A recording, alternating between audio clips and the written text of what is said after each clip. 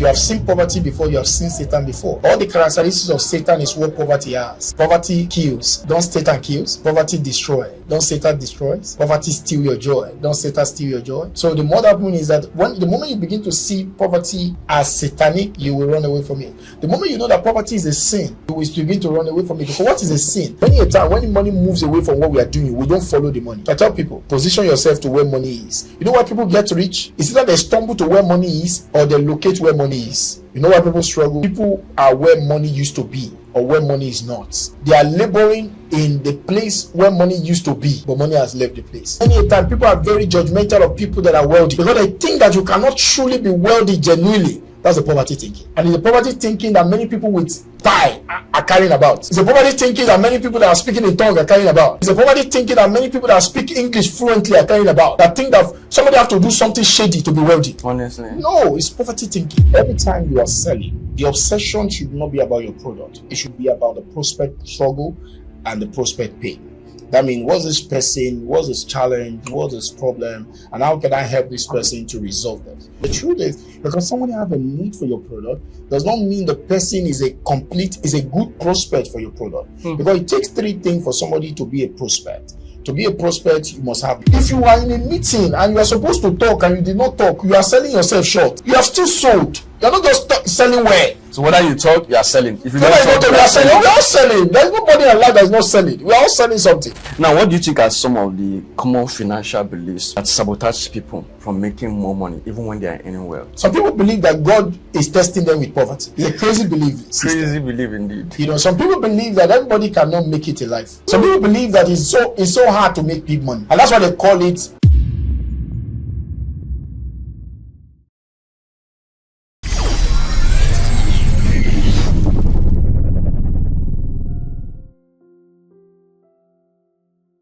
Welcome to another insightful episode of Selahmeditate, where we bring you high calibers of individuals and exceptional entrepreneurs that will impact your life, transform your mindset, and help you grow in your business and every facet of life. I remain your very host, Benzik, and today I have with me an exceptional guest, an investor, a coach, and a legendary business strategist.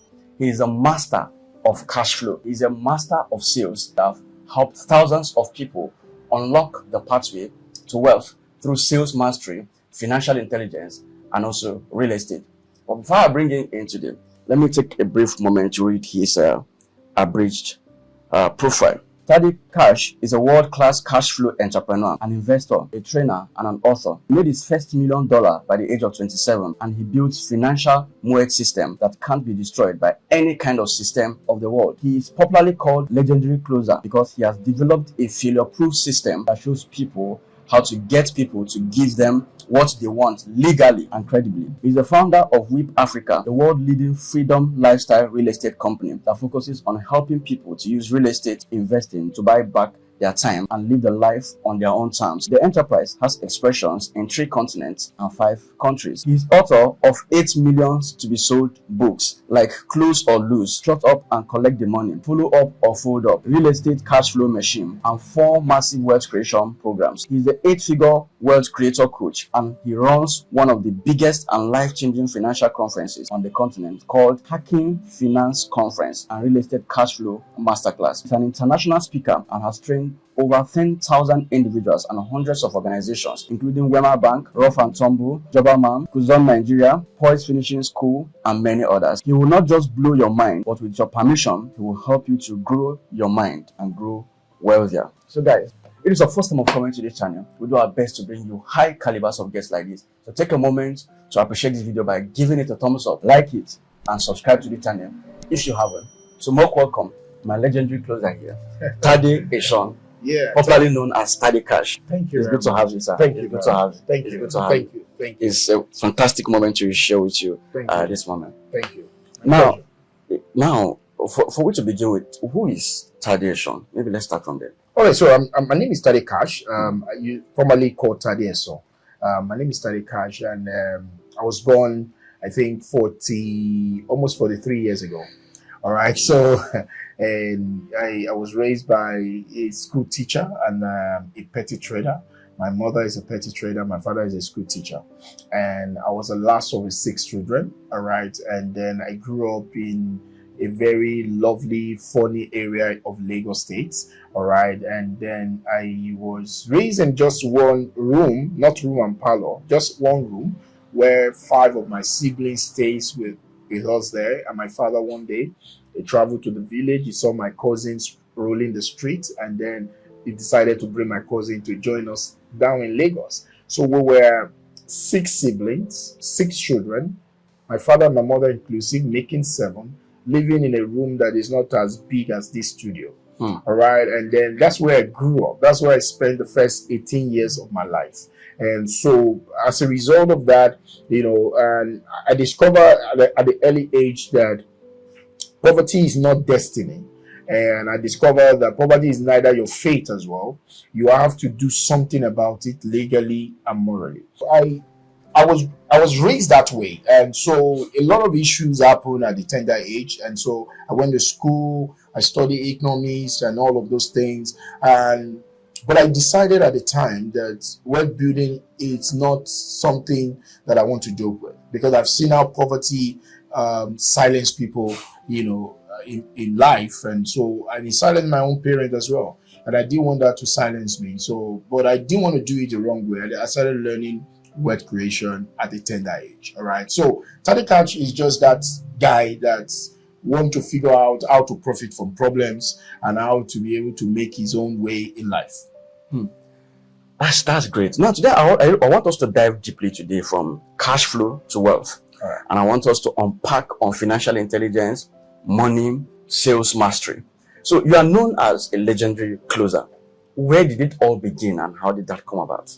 As a young boy, I was talking to one of my engineers yesterday. I said, as a young boy, in primary school, just like now, school is in summer. And I remember vividly when my children went on summer this year, I just have this short nostalgia of how I used to be back then in primary school, at primary 5, primary 6. When summer started, everybody will run on the street. I don't know whether you experienced that. We do street football. I start playing street football. Just like everybody go on summer break now, and they go to summer lesson. We don't know anything like summer lesson or summer school. At that time, we do street football. But then I have this funny intelligence at that tender age, because of issues of life. I started selling for my mom, rather hawking for my mom at a very tender age. For my primary school days, I started hawking bread for my mom. I started hawking, stuff for my mom. Started selling at different junctions for my mom. So early days of secondary school, we would do street football. And then I started looking at street football, that everybody can do street football. Why not let us turn it to a tournament? All right. So I started going around and persuading some other young guys and say, come on, you can have your own team. Why not have your own team? And then I became the UEFA king of my time, where I then said, okay, have your team and all of you will pay. And so all of them will pay money. And then I will also have my own team without paying. And I learned a lot of lessons from that. And for almost 30 days, 3 weeks, everybody will be playing football on the street. And while I will stand like my own Abramovich of my time, and I will be watching them play the football. And a lot of young guys, at the time I was 13, 14, 11, 12, 13, a lot of young guys will be coming to that, our seemingly one room. And my father find it very frustrating. Like, what's going on here? I mean, everybody knew me around the area. I'll be walking with my mother on the road going to church, and you see people hailing me, a very young boy, and they wonder what is going on. So all of these things about selling, about being persuasive, it started very young.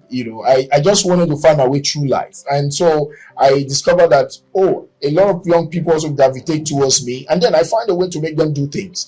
I never knew it was called sales. I never knew it was called selling. I never knew it was called closing. I just knew that I can get them to do something. All right. So so they would gather the money, they would play football, and they would give me money. I would make money from them playing football. All right. And as a result of that, but my father was not finding it easy with me, because he said, my father is a scholar.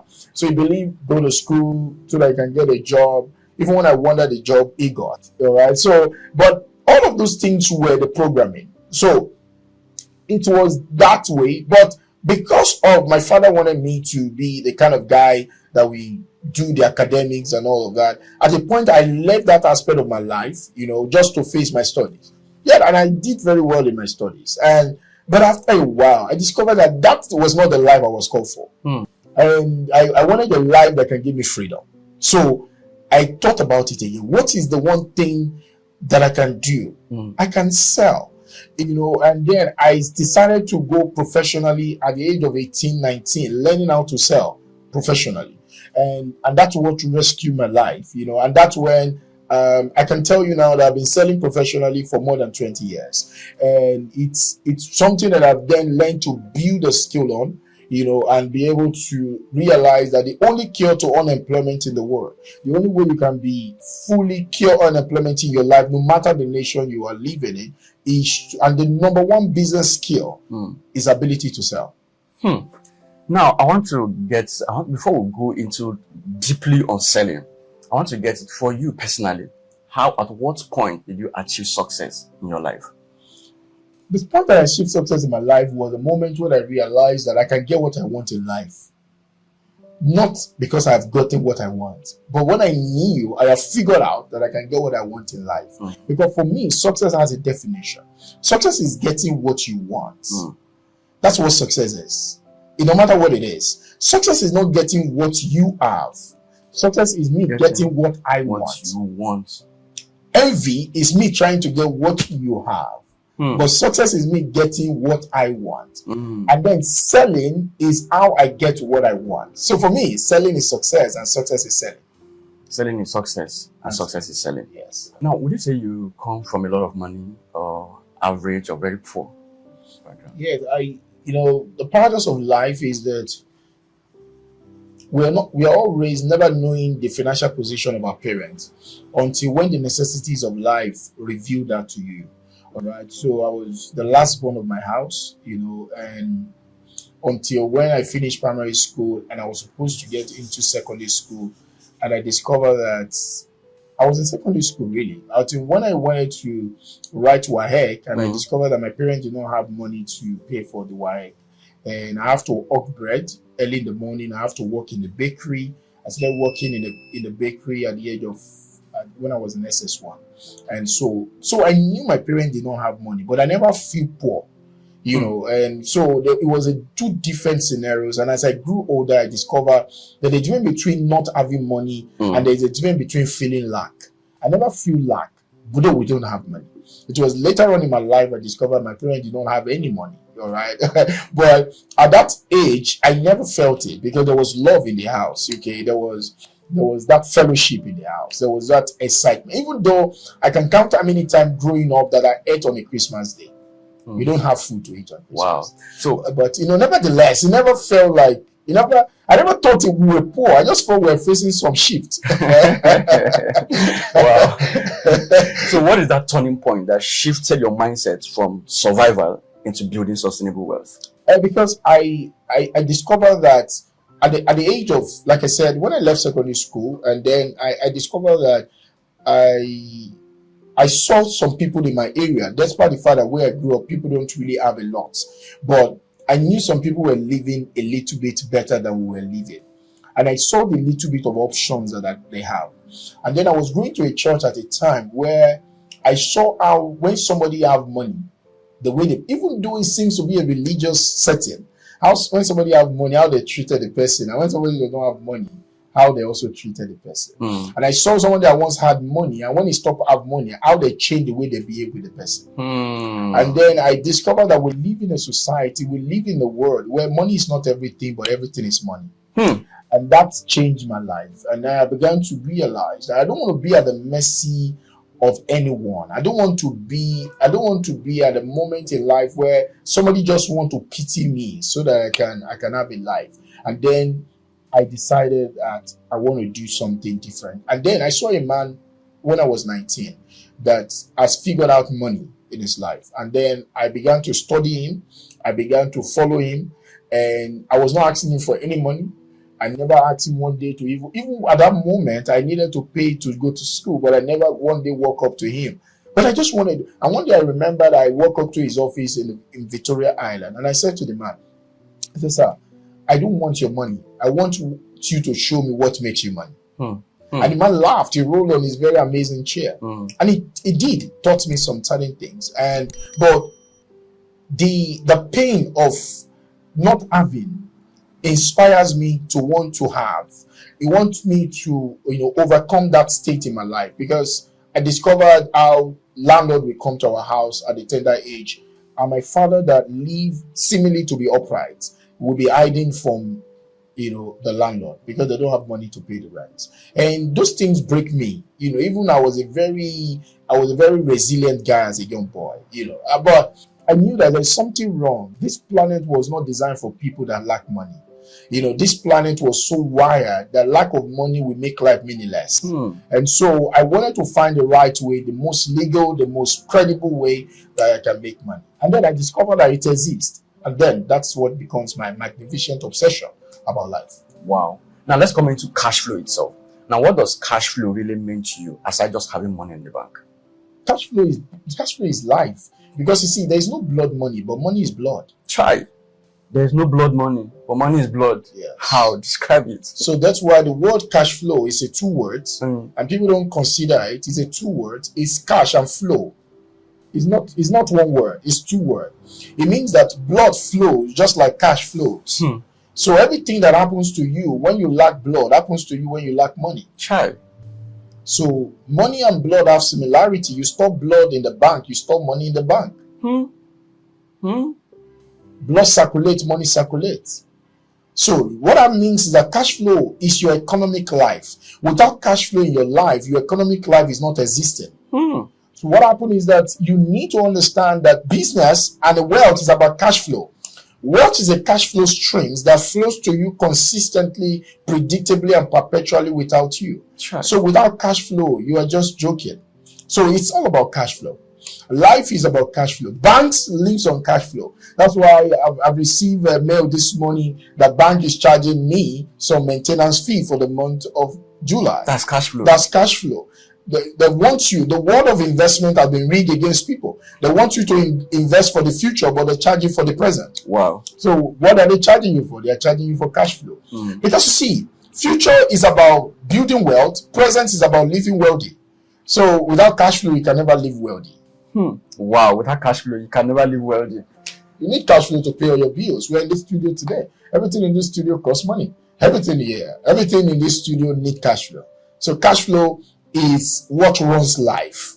It's the blood of life. Yes. Now, for someone starting with 0 capital, what's the smartest way to start consistently generating cash flow? So you have to do what makes money now. Because there are 3 things you can do. You can do what makes money later, you can do what makes money soon, and you can do what makes money now. Many people, the problem of many people is that they get attached to a tool, which is what business is all about. A business is a tool. It's a vehicle. It has to take you somewhere. Now, so don't get attached to it. Just use it. And because a tool can make a fool of you if you are not careful. So what happens is you're starting out, you need something that makes you money now. Then you need something that will make you money soon. Then something that makes you money later. If you focus on what makes you money later, when you're supposed to focus on what makes you money now, you will soon go out soon. Try. And that's what happened to a lot of young people. Business is not risky if you do what makes money now first. What makes money now. Then somebody want to compare himself with Dangote. Dangote do what makes money now before it does what makes money later. Refinery makes money later, but cement makes money now, isn't it? Sure. So it started with what makes money now. It built what makes money now to a point where he can stand on his own. Then it goes for what makes money later. Many young people have passion, they have no knowledge. And passion without no knowledge is frustration, because it's going to live your life to where you don't want to go. Try. That's it. Make money now. How can you make money now? What do you want to do to make money now? Do the problem that people want to pay for now. Look at the things every business have in now money. The only happen is that you need to look at what is it that I can do for people now that I can pay now. The person doesn't have any capital. If you don't have any capital, see, you don't need capital to make money. You need capital to grow money. Try. You don't Because need by the capital way, to make money. Yes, you need capital to grow money. Because by the way, capital has 2 sides to it. The word capital itself is a Latin word that means your head. It's called capitus. It means your head. Your head. It means that if you want to get ahead, you need to use your head. Yeah, that's what it means. Huh? So people that don't use their head don't get ahead. Use your head. What is head? Head means courage. What's your head? Head means fearlessness. What's your head? Your head means initiative. What's your head? Your head means action. It means that if you can put all of those things together, you will have capital. I started business. I made my first $1 million without no money of my own. What happened? I walked into a company and I said to them, I have a skill. I have a skill I can sell. I don't want you guys to give me money. Give me part of the profit you guys made. They thought they were striking a good deal. That okay, what's good there? And in 1 year, I made $1 million. They were shocked. You know what? That's how I make money. But you know what? What I took to them? My head. Not money. I took my head there. But somebody will say, no, you are. You see, you are created with something that can make you something. All you need to do is to use something that I've given to you to make something. So that's how, because you will have said God was bankrupt. When God started, what did he have? He had himself. And then he created something out of himself.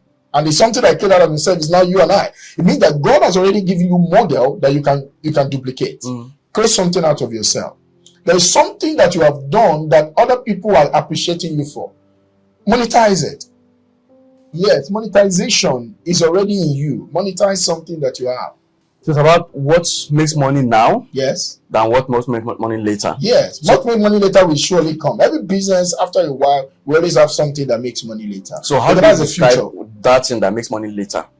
So, for instance, now in business, you are working on a product that can help people to solve a particular problem.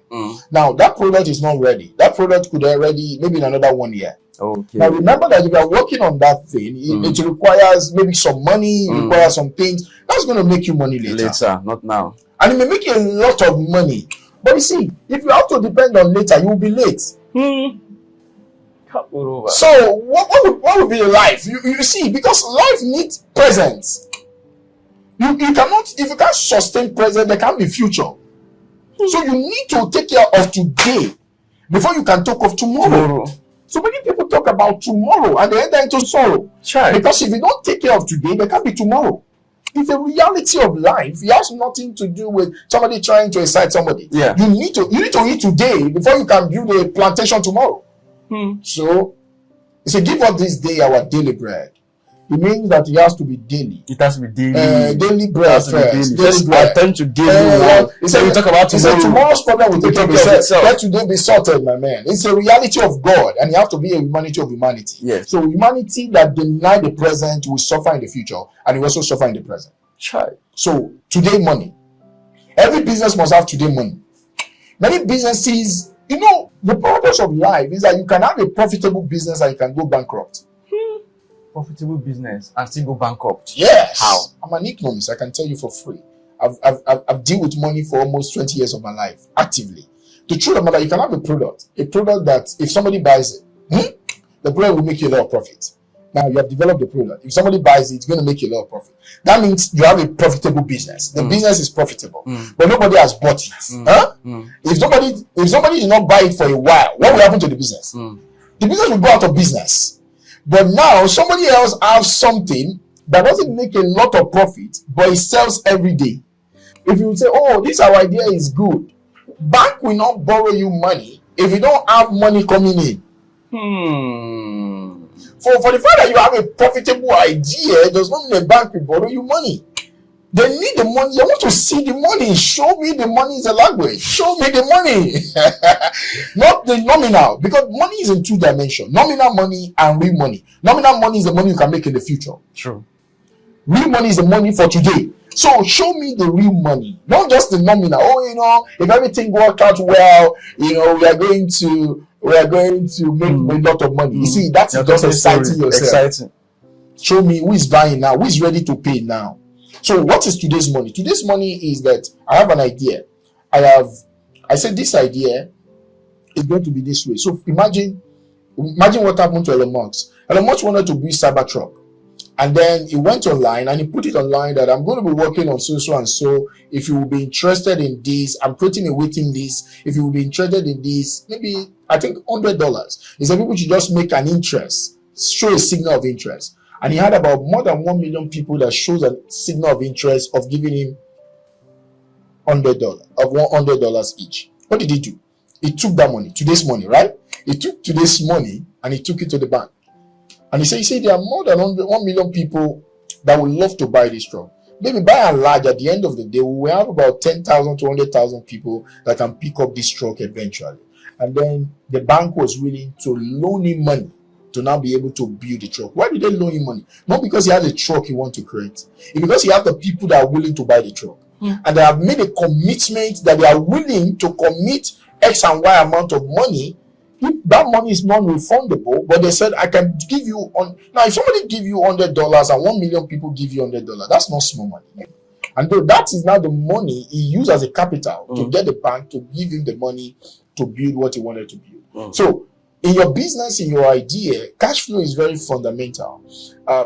The purpose of a customer is that why is customer king? Customer is king because it brings you cash flow. That's why we say customer is king. It brings you cash flow. So any customer that is not bringing you cash flow is not king in your business. Yes, and the only customer you are permitted to please is the customer that pay you. That's the customer you are permitted to please. Yeah, you're not permitted to please everybody. You're only permitted to please people in your business that pay you. Because you cannot exist for everybody that is not paying you. So if people are paying you, you are permitted to please them as far as business is concerned. Because they are the one that keep you in the business. So that is the people that bring you the cash flow. So you need to understand, people need to understand that. So cash flow is very fundamental as far as business is concerned. Now, based on, for you personally, you just mentioned that you made your first $1 million at the age of 27. Can you take us through that process and how it happened for you? They're very simple. Wealth is a formula, not fantasy.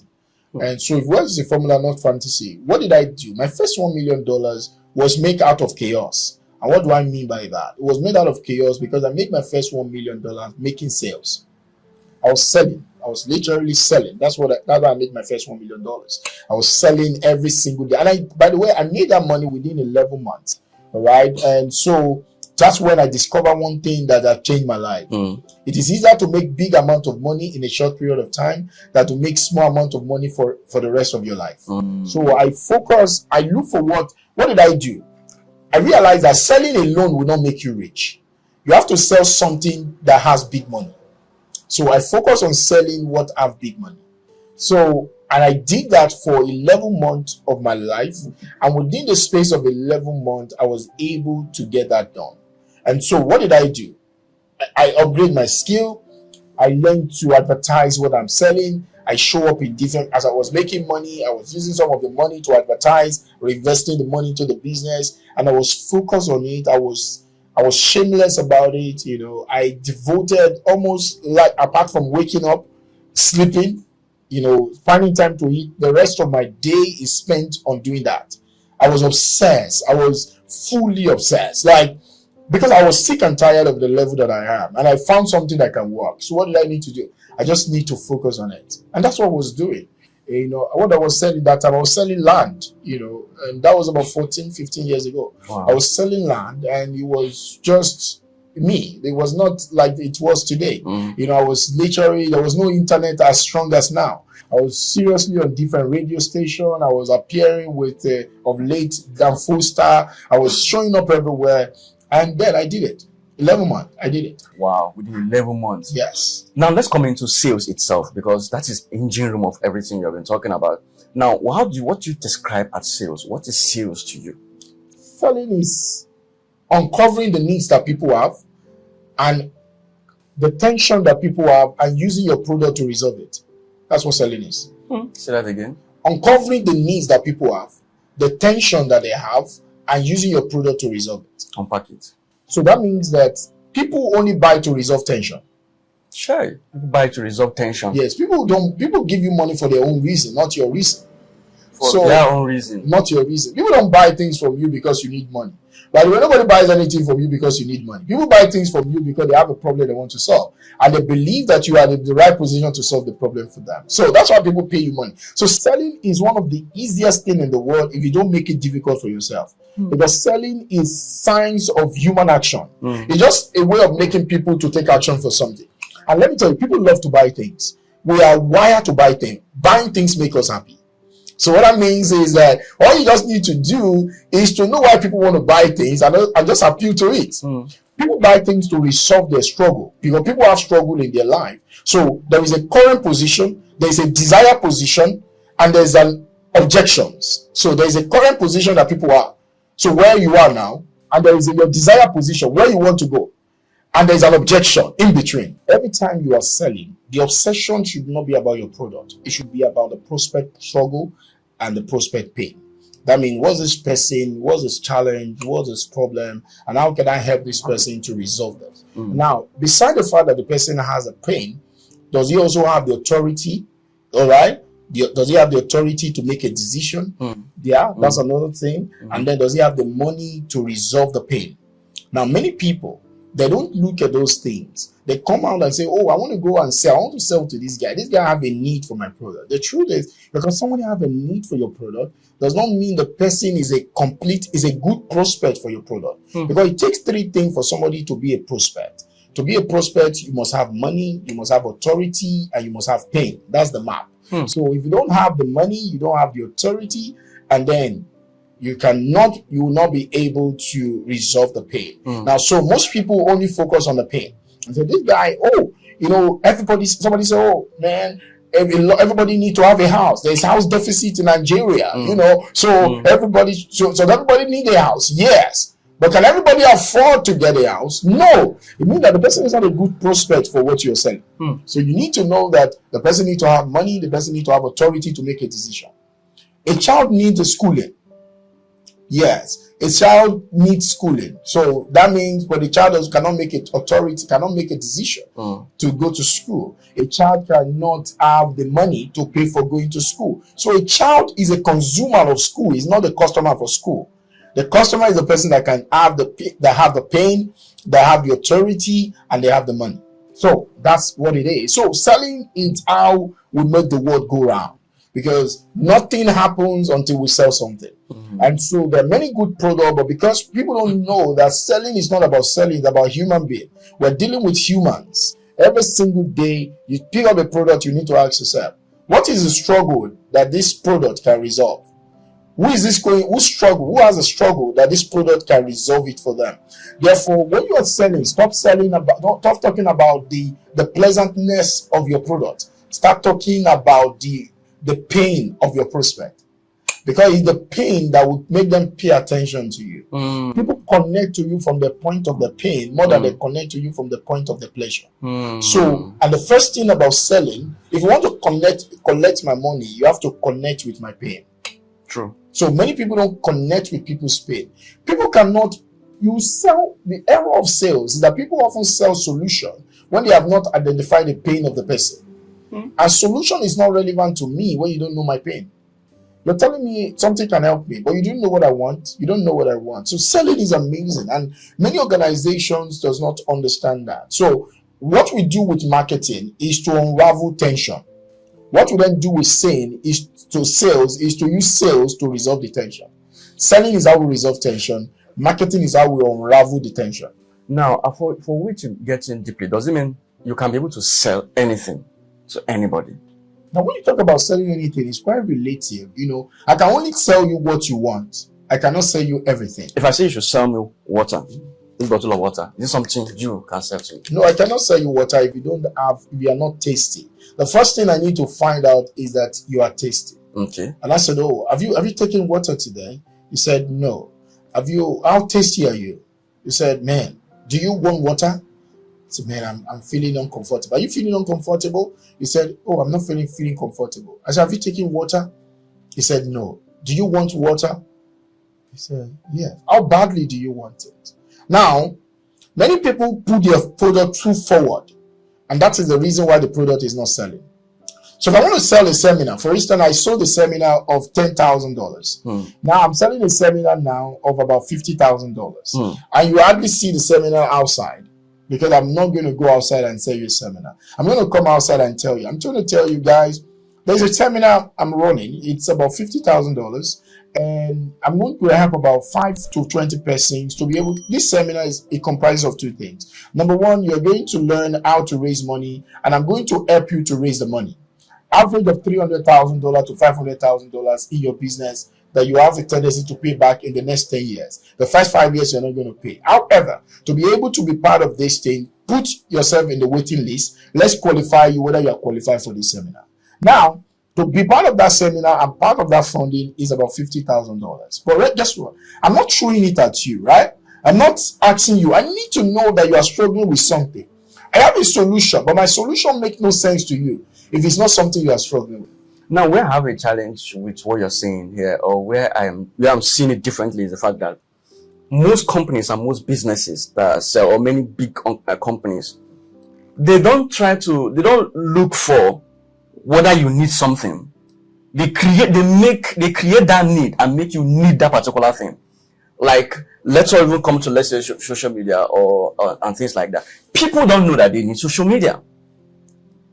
It was made available, and then they sold it to you to make you need it, and then you see why you need it. Yeah, so problem awareness. It's part of sales. If you say that you have to try to find out, like when I say sell me water, you say you are trying to find out whether I'm tasty or things like that. Why don't you find a way to make sure that I need the water? Even if I don't know that I need it, because sometimes people don't even know that they need something, but when they see it, they take it. So how do you make someone see that they need something, even if that person thinks they don't need it? That is one of the biggest mark of a salesperson, that sometimes you can make somebody buy something that's why they say you can sell ice to an Eskimo or something like that. You see, the point is, I get your point, and yes, we are saying the same thing in a different way. Now, the first thing about selling anything is called what we call problem awareness. Okay. You need to be aware of a problem. Now, if you are not aware of your problem, so let's use a clinical method. A clinical method, when you go to a doctor look at you, and maybe the way you are feeling, and the doctor say, oh, go and take this, maybe paracetamol or whatever drug, and say, go and use it. No, he will not say that. If the doctor give you drug without first diagnosing you, you are not going to refer to that doctor as a professional. You call him a quack. The same say many people today are quack salespeople, because they never diagnose a problem. They only want to make a prescription of a solution. Your first point is to diagnose the problem. So what do? It's called problem awareness. Problem awareness, I can create a desire for something. Then, by doing what? By telling you about a problem. Now, you get to what we call, in sales, we call it the law of first thoughts. That means that I can begin to talk about the problem, and this wonderful man in front of me here will then say, oh, it just dawned on him that, oh, truly, he has that kind of a problem. You know, I've not tell him about the product, but I'm telling you, I said, for instance, when I was small, so let me give you an instance. I wrote a book called Close or Lose. And I said, many years, I wrote a book called The Money Code. And I want to sell the book Money Code. But I didn't go out and tell you about the book. I started talking to you, and I said, you know, many years ago, I was born broke. I was a very broke guy, and I thought that making money is a mystery. I never knew that making money was a mastery. Everywhere I go, everybody was just talking about just, you know, this and that, until I began to figure out, and I found out that there's a formula to making money, and you can build a generational wealth. And as a result of that, I was struggling, and at the end of the day, I found this thing. And at the age of 25, by the time I was 27 years old, I already make my first $1 million. Are you the kind of person, are you struggling today and you thought and you would like to learn how to do this? Just type money in the comment section. All right. Now, somebody can connect. Now, I didn't post a book on him, but what I want to do, I want to sell the book. Now, the guy is connecting with the problem. That he's also in a position. His current position is that he's clueless about how to make money. Now, but a guy has identified with where he was. Now, a guy has also gotten to where he desired to go, where he has made money. Now, I'm getting to him at where he is. Then he begin to desire where I've been. So I told him the next step is comment in the comment section and let us know. So what you're saying is very simple. If I have a product, I cannot force you to buy something. That's not selling. That is deception. That is coercing. But I can make you feel like buying something. That is selling. Selling is not forcing you to buy something. Selling is making you feel like buying something. Because you have to feel like buying something to buy something. But I can also force you to buy something. And at the end of the day, you regret buying something. And I also will not want to get back to you. And that's why many people only sell things once. Because I believe that, man, if I go back now, the man will say that he wants his money back. No, that's not selling. That's deceiving. Selling is a relationship. Selling is two people agreeing to do something together. And that's why I said people do things for their own reason, not my reason. My work in sales is to uncover your reason and appeal to it. That's my work. I'm not going to beg you to buy anything, but I'm going to uncover, but through my conversation, through my communication, through the way I say things, that suddenly dawn on you. I said, I made my first $1 million when I was 27 years old.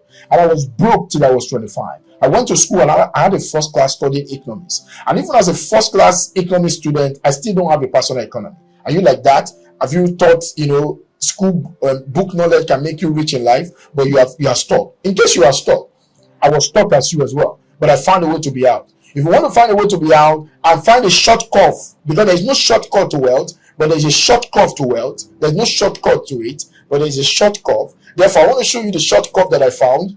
Type comment shortcut in the comment section. Now, what have I done? I am arousing your desire for the next level. I'm not forcing you. That's what's selling it. It's a mastery. Like you are dealing with human nature, and that's why a lot of people get frustrated with sales. Because they are trying to force people to buy something. No, the best of salesmen in history, what I do is to create a desire for something. Is it possible to create a product that people don't know that they need and make them buy it? Yeah, definitely. You create a desire for the product. You can create a desire for a product because you see, most people don't even know what they want. For instance, people may not know that they need this podcast until somebody. So I show up somewhere next week and I begin to talk about the podcast that I attended, and then maybe 90% of those people do not even know this podcast existed. And at the end of the day, I arouse a desire there, and they begin to type into their phone, and suddenly they get this podcast, and then they cannot stop watching this podcast. But before I introduce them, you see, it is your obligation. It's your moral obligation. If you have something that will change people's lives, to make sure that they know about it. And that's what selling is all about. Oh. It's your moral obligation. That if you have something that can change somebody's life, it's your moral obligation to know them know how this product can change their life. So how do you arouse a desire for something? Show me how that product can cure my pain. If I have a particular pain, that is how desire is aroused. People feel like, oh, I didn't know this. Oh, how many of you are in this room today? You would like to go to America and you don't need to use visa, but I found a way for you to get to America without having to apply for a visa. Okay, legally and morally, because I have done it. I have friends that have done it. Let's say, how many of you now you are arousing a desire in that room? Most people in that room, maybe that they did not know something like that existed. If it perhaps it existed, but because you show up in that room, that's what evangelists do. They go to a place and talk about Jesus. They talk about, maybe the people in that place have not even heard about what Jesus can do for them. So their work is, an evangelist is a salesman. That's why in Apple, they call the people chief evangelists. In other words, evangelists makes people know something that will change them that they don't know that it exists. That's what you do as a salesman. Your work is not to cajole me. Your work is to persuade me. Because there are 3 signs of human action. Number 1 is deception. That means you can deceive people to do something. Now, but that is not lasting. Number 2 is coercion. Coercion is that you can force people to do something. You can force them. For instance, somebody wants to collect $10,000 from someone. There are 3 ways you can collect it. You can deceive the person. You can collect the $10,000. So I will do this thing for you. I will do this thing for you. But the person knows he's not going to do that thing. That's deception. Number 2 is coercion. The person show up with a gun. I say, give me the $10,000, I'll bring your score. Okay? The person will still give him the $10,000. But not of his own volition. He doesn't want to die. The first one is deceiving. But the third one is persuasion. Persuasion is that I look at it, I say, sir, what about every time you give me $10,000, I give you $100,000. And I show you how I'm going to give you $10,000. Now what happened? The man is going to give me the $10,000 for his own reason. That's what we call selling. That is the real selling. Now, both of us have benefited. The $10,000 will be given to me, and I show you what you give him $100,000, and he does that thing and he give him $100,000. This guy will go and look for another $10,000 again and be looking for me. I say, my guy, where are you now? I mean, let's do a deal. The first guy has run away. The deceptive guy. The coercive guy is hiding. He cannot show up. But the persuasive guy, selling is a game of persuasion. because we help people to do things with us for their own reason. So that at the end of the day, both of us, selling is not what you do to me. Selling is what you do for me. So it means that I'm helping you while you are helping me. Both of us benefit. Every time you sell and the other person does not benefit, it's not sales. It's either a deception or it's coercion. So many people are engaging in coercion and they are calling it sales. Many people are engaging in deception and they are calling it sales. That's not sales. We need to differentiate it. Wow. I'm seeing it in a totally different light. Now, based on what you just explained regarding selling, how do you describe this type or this model of selling that MMM does, or CBEX and co? Have you heard of CBEX, MMM? Okay. Those scamming platforms that they come and they say bring 10,000 to collect 20,000 to collect 100,000. I don't know, the day they vanish, some people fall. That's not selling, that's deception. So at the end of the day, the benefit is not lasting. You know, remember I told you there are 3 signs of human action. They are all human action. Selling is human action. But those people buying, they don't know that they go put in their money. Nobody forced them to buy. They go put in their money, start evangelizing, telling people. The person that make them give the money knows that the thing is not lasting. It takes one person to deceive. The other person to put in his money knows that maybe the thing will not last, but they are just trying to make sure that they capitalize from it. The moment you know that it's not last, both of them are deceiving themselves. And that is it now. Some people, like during MMM time, some people were rushing that bring your money, you're going to make extra. For them to deceive you consistently, it means that there's a level of greed in you. Nigerians not naturally fall in this kind of greed over and over again. It's greed. MMM was there and it reaped people a lot of money. Yeah. CBEX came. I didn't even hear about it till it crashed. There are many what do they call them again? Money schemes. Scheme, quick money. So if the people that are putting in their money know that this thing is more or less like the belief is risks. And I want to tell people about risks is that there is a difference between taking risks and putting your life at risk.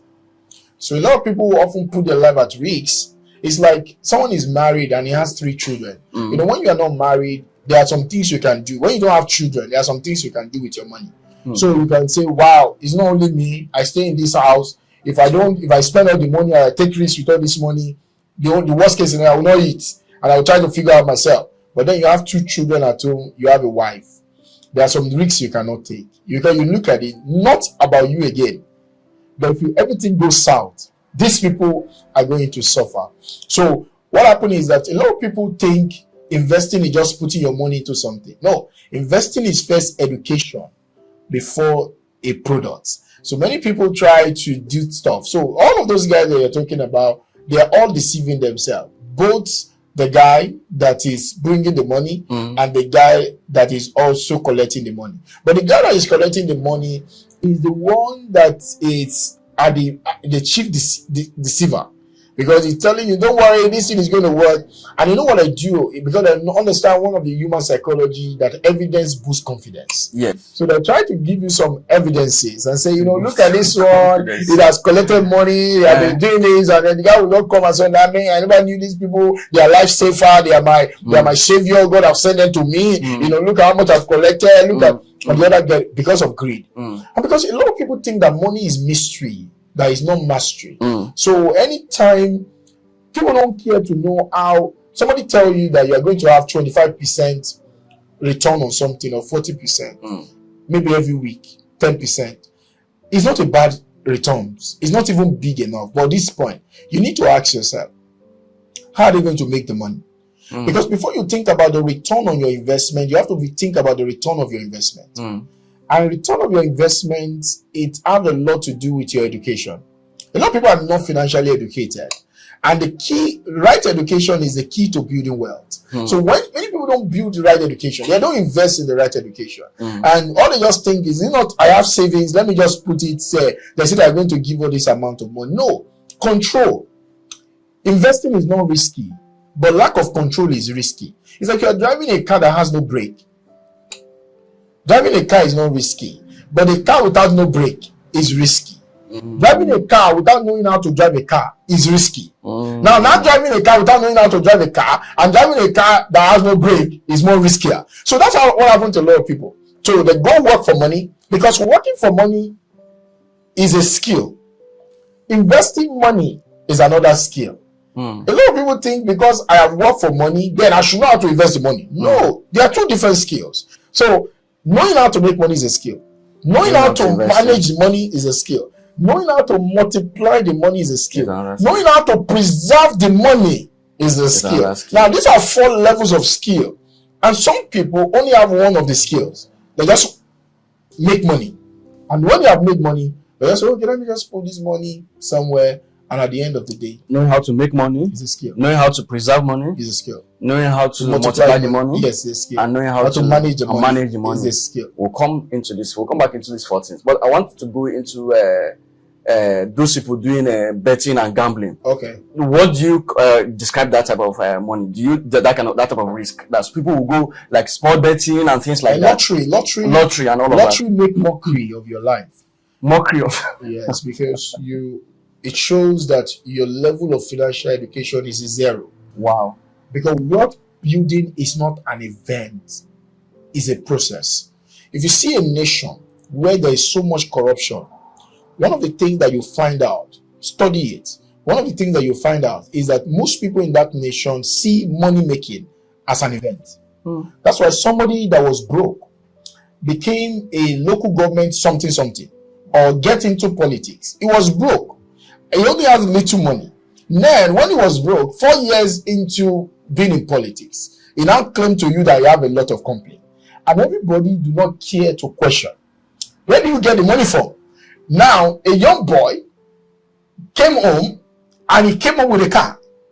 And his parents started dancing and said, oh, my boy don't make her. Now, at the time in the history of this nation, it was not so. Somebody will ask you, where did you get the car from? How did you buy it? What did you do? Now, because wealth building is not an event, it's a process. It's not a secret, it's a system. It means that if moment you don't learn the system, you will be deceived. The moment you don't care about the process, you will be duped. That means somebody will just come and tell you, and that's what happened. That's why in a nation where everybody wants to make it fast without a process, there will be a lot of lottery. There will be a lot of betting because people are betting away their destiny. And it means that they're just gambling. And you know, there is a similarity between gambling and stumbling. So when people gamble with their finances, they will stumble at that game. So it just shows the level of our financial literacy, financial education, financial intelligence. And so what happened? The people that own the laundry companies are the one catching out. Because at the end of the day, they are the one. They never lose. The owners of the money house never lose. No matter what, the algorithm of the system favors them every day, every time. So what happens is that you believe that you are smarter than them. You can never be smarter than the system. The system is built to cash out from you. So you believe that, no, I just do. What happens is, it's lack of financial education. It's lack of poverty thinking. That make people bet. That make people do all of those things because you want to find you are looking for a quick way. You see, there is no quick way to wealth, but there is a sure way to wealth. There's no quick way, but there is a sure way. So what happens is that sure way takes education, it takes understanding, take intelligence, take wisdom, and then you work the process. You have been doing this show now for a couple of years. So what that means is that you are not looking for a quick way to blow. You are looking for a sure way. So what that means is a sure way takes time. Now somebody said, I want to surely have a child. Now, because you want to surely have a child, you have pregnated 5 women. Because you want to quickly have a child, you pregnate 5 women. Now, what happened is that in 9 months, it will still take 9 months to have a child. You cannot rush it. So because you said that, oh, this woman is pregnant. I said, no, it's pregnant. It's slow now. I need a child now. You go and pregnant another person. It will still take 9 months for all the 5 women to deliver a child. The only time you now have a bigger problem, you now have 5x problem in your hand. Because you now have 5 children. The person that cannot take care of 1 will now be bothering about 5. Wealth, anyone can be wealthy.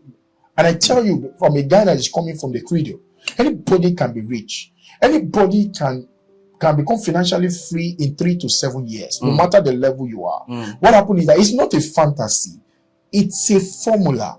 it's not a mystery, it's a mastery. So what happens is that people are not ready for the mastery. People are not ready for the process. People just want, that's why people want to give money for a miracle money. They say, oh, give money today, in 48 hours, something will happen to you. You see, these are the events that happens in people's life. Yes. Now, remember, it doesn't mean that some of these things don't happen. But what I tell people is that exception is not a law. Exemption cannot be a rule. If 1,000 of us gather in a place and they say we should give money, that something will happen in 48 hours, and it's only one person that have money in 48 hours, you know that we cannot count on that. Because if you count on it, there will be a problem. You mean that 99 of us is not going anywhere. That means there's a problem. If it cannot affect all of us at the same time, that means we cannot count on that thing. There is a law to wealth. There is a principle to wealth. What happens is that people are not ready to learn. People are not ready to follow the principles. Everybody just looking for a quick way. And they're not willing to follow the process. People are not ready. So just show up and bring a car. People celebrate your cars, not you. People celebrate what you drive, not you. So sometimes you think you are the one people hailing. Sometimes when my people are driving me and I'm going somewhere and I will see somebody hailing me, I will tell the guy, it's not me they are hailing. It's the car they are hailing. So let's be going. You say, because you get the seat, you say, open me, they don't say hail. Take a walk around that place. Take a walk. Just walk down and see whether they will hail you. The same people that hail the car, whether they are going to hail you when you pass by yourself, they are not going to hail you. We live in the world that celebrates materialism. But what happens is that you need to figure out things yourself. And today, people are under pressure to prove things to other people. People are under pressure. That's why people go into very funny things. They are under pressure. They want to show. You see, must you show to people that you have made millions? Must you show to people? Must you post something online that I just made money now? What are you trying to show? What happened here? And that's why people don't understand that there's a difference between wealth building and wealth displaying. Right. You don't live in a society that want to display wealth, don't want to build wealth. And that's why when you live in a society that want to display wealth, not a society that want to build wealth, people go into funny things. But everybody want to prove something to somebody. True. But the wealthy people of the world, you don't have anything to prove. I just want to live my life. I want to live my life. Either you like it or not. I don't want to rob you. I don't want to cheat you. But I want to live my life on my own terms. And that's what wealth truly is. So betting is a revelation of a low understanding of the operations of money. Revelation of the low understanding of the operations of money. Yes. Wow. Now, how do you describe financial education? What does it mean for someone to be financially educated? Financial education means that you understand how money works and you make it work for you. Because there are two sides to money. There's a right side and there's a wrong side. Now, many people are on the wrong side of money. I can tell you for free, 90 to 95 to more than 95% of people in the world today are on the wrong side of money. For instance, there are four forces that govern money: interest, inflation, taxation, and opportunity cost. Those four forces are governing the operations of money. The poor, the middle class pay tax. The wealthy collect tax. The middle class pay interest. The wealthy collect interest. The middle class suffer from inflation, because inflation is the biggest thief of your money. As of today, the inflation in June is about 22% in Nigeria. It means that making money does not mean your standard of living will increase. Because if you are making money that is below the inflationary rate of your country, it means that your money is dying. Though you are earning money, but your money is dying. So what that means is that there are forces. There's the right side to the forces, that there's the wrong side to the forces. Most of us, just like what Jesus said to the disciples, he said, this person will be at the right side of the Father. There is a right side of money as well. So many people don't understand. So what is financial education? Financial education is knowing how to make money work for you for the rest of your life. So you know how money works. So what you are doing, because you see, education opens your inner eye to be able to see what is not obvious to everybody. Because the mainstream is not working for everybody. So most of the time, what we see in the news is just the mainstream. Financial education helps you to be able to have a proper interpretation of what everybody is saying, but they are not seeing. So that's what financial education is. It's the education of the mind to know the proper operations of money. Now, most people don't have that. Now, how does money work? Money, when you work for money, you grow. When money works for money, money grows. When you work for money, you grow. You grow. When money works for money, When money works for you, When money works for you, money grows. money grows. Break Money it is down. not designed to work. Money, you are not designed to work for money. Because money has the nature of God. It never sleep nor slumber. It means that if you are working for something that never sleep nor slumber, you are going to be a slave for the rest of your life. You know, let's give an example. You are my boss, hypothetically. And until when my boss sleep, I cannot sleep. Just follow that thought. And if my boss does not go to sleep, I don't sleep. And then you don't sleep. What will happen to me? It means you won't sleep. So that's what happened to a lot of people.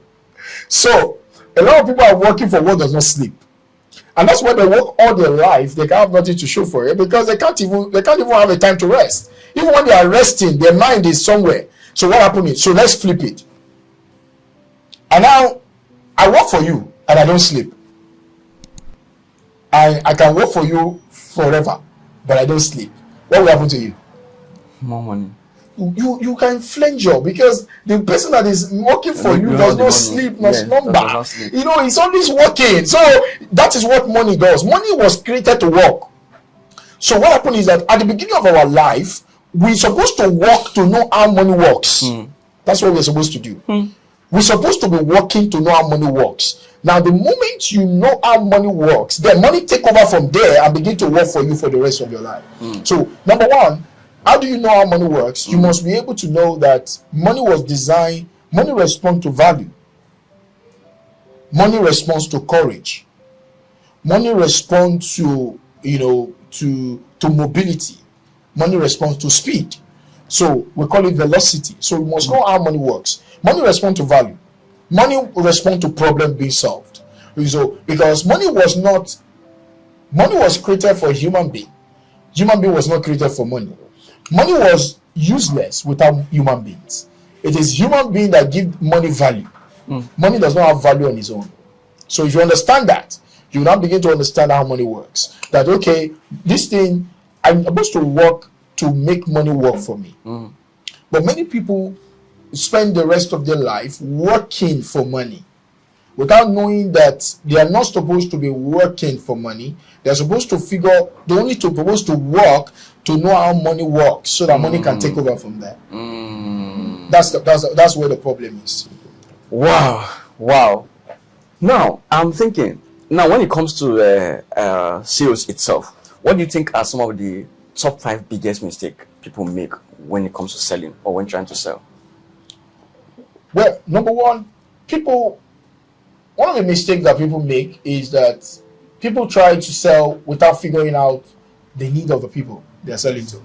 Okay, trying to sell without figuring out the need of the people you're selling to. Okay. Number 2, people try to sell without any sense of urgency. A sense of urgency. Yes. Number 3, people try to sell without figuring out the desire of the person. Number 4, people try to sell to people without figuring out the money, whether the person have money or not. Okay? Number 5, people try to sell without knowing the payoff that they can give to the person and the person needs. Number 3 and 1, are they not the same? They're similar, they are not the same. Okay. So you can have a need, you have a payoff. So people often look at those things and they are selling without focusing on that. Yes, so you need to know my needs. Now, needs and wants are not the same. People pay more for want than they pay for need. You need food. You don't need to eat in a big restaurant, right? You eat in a big restaurant because of you want to eat in a big restaurant, not because you need it.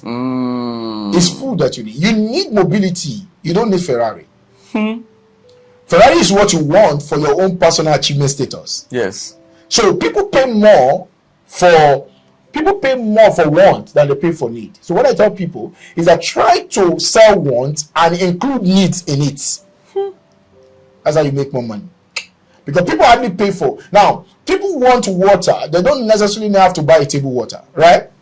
And also know that table water even have different prices. Now look at it. A table water on the street of Lagos, if you're driving, they will sell a bottle of it for you for about 200. Yeah. If you go to one of these 5-star restaurant, 5-star hotel, they will sell a bottle of water for you for 3,000. The same water. The same water that you buy. So what you don't need that water there. You want it. they are selling you the atmosphere. They are selling you the experience. So people pay more for vanity than they pay for value. People pay more for vanity than they pay for value. So of recent, people started talking about a fashion guy. His name is Shady Vodi, and they started talking about Shady is not collecting money for the clothing. Clothing is a need. It's collecting money for the vanity. It's collecting money for the achievement status. Because you see, you must learn to sell to the heart. The problem of many people, what do people want? People want five things. I call it art. People want the heart. Wherever the treasure of a man is, that's where his heart will be. And wherever a heart of a man is, that's where he will take his treasure. True. So what happens is that what is the heart? The heart means that there are things that people want. Number one, the H represents health. Now, a study says that for the last 100 years, the demand for wanting to be healthy has been going higher and higher. If you are selling anything that will show me that I can become more healthier, people pay more for it. So people want health. People want to be healthy. Even a man of 99-year-old, a man of 100 years old, I say God will lengthen your life. A man of 100 years will say amen. Right? Because people want. You're wondering what's man of 100 years? Because it's part of our being. We want health. Health is what we want. I tell you that every time you want Selahmeditate, every time more that you want Selahmeditate, you are going to be more healthier in your finances. People want to watch it more. It's there. That's number one. Number two is the E. People want enjoyment. Enjoyment. We live in a nation that have a party spirit. This is a nation of a party spirit. People love enjoyment. People enjoy for no reason in this country. So if you can tell me that what you are selling can increase my enjoyment of life, okay? People want it. People want to enjoy. People want to enjoy. People want to enjoy. If you tell me that the more I learn how to do a particular thing, I can enjoy more life. So enjoyment. That's number two. Number three, people want achievement. You see, when our ladies, Falcons, they just won the tournament, the African Nations Cup. And guess what happened? Everybody is celebrating them. The president have a dinner with them. The Euros, they just play the Euros and England won. They have to take them to Parliament Palace and they celebrated them. They brought in what's the name of this guy, Burna Boy, to come and sing for them. Why? Because there is nothing that attracts success like success. So what happened is that achievement status, what you are selling, does it have an achievement status? So sometimes you make more money not because of what you are selling, but who you are selling it to. So when you look at Shady Vodi, like we mentioned, it's not because he's a tailor, it's because who he's sewing it for. So people paying more money to sew clothes for them because of what. So many people are saying, why will a man, being a tailor is buying Lamborghini, Rolls Royce? Not necessarily. There's a strategy there that you need to learn. The strategy there is not that Shady is a billionaire because he's a tailor.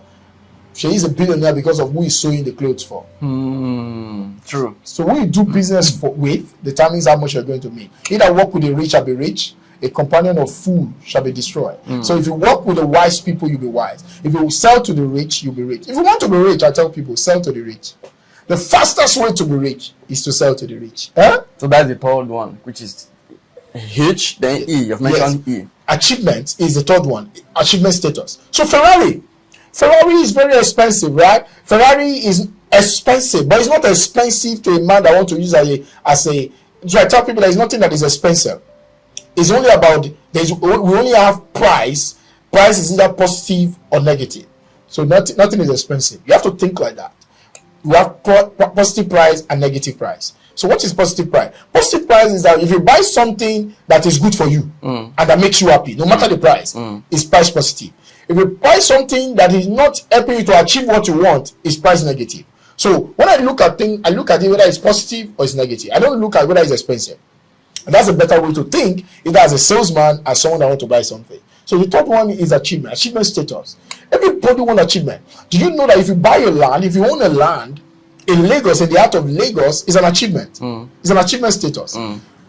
If you own a house in Banana Island, it's an achievement status. If you own a land in Ikeja GRA, it's an achievement status. It's not just a house, it's an achievement status. All right? Yes. So what that means is that what you are selling, what do people want that you are infusing into it? Sell what people want, and you will not lack money. Fourthly, is what I call the R. It's called the romance.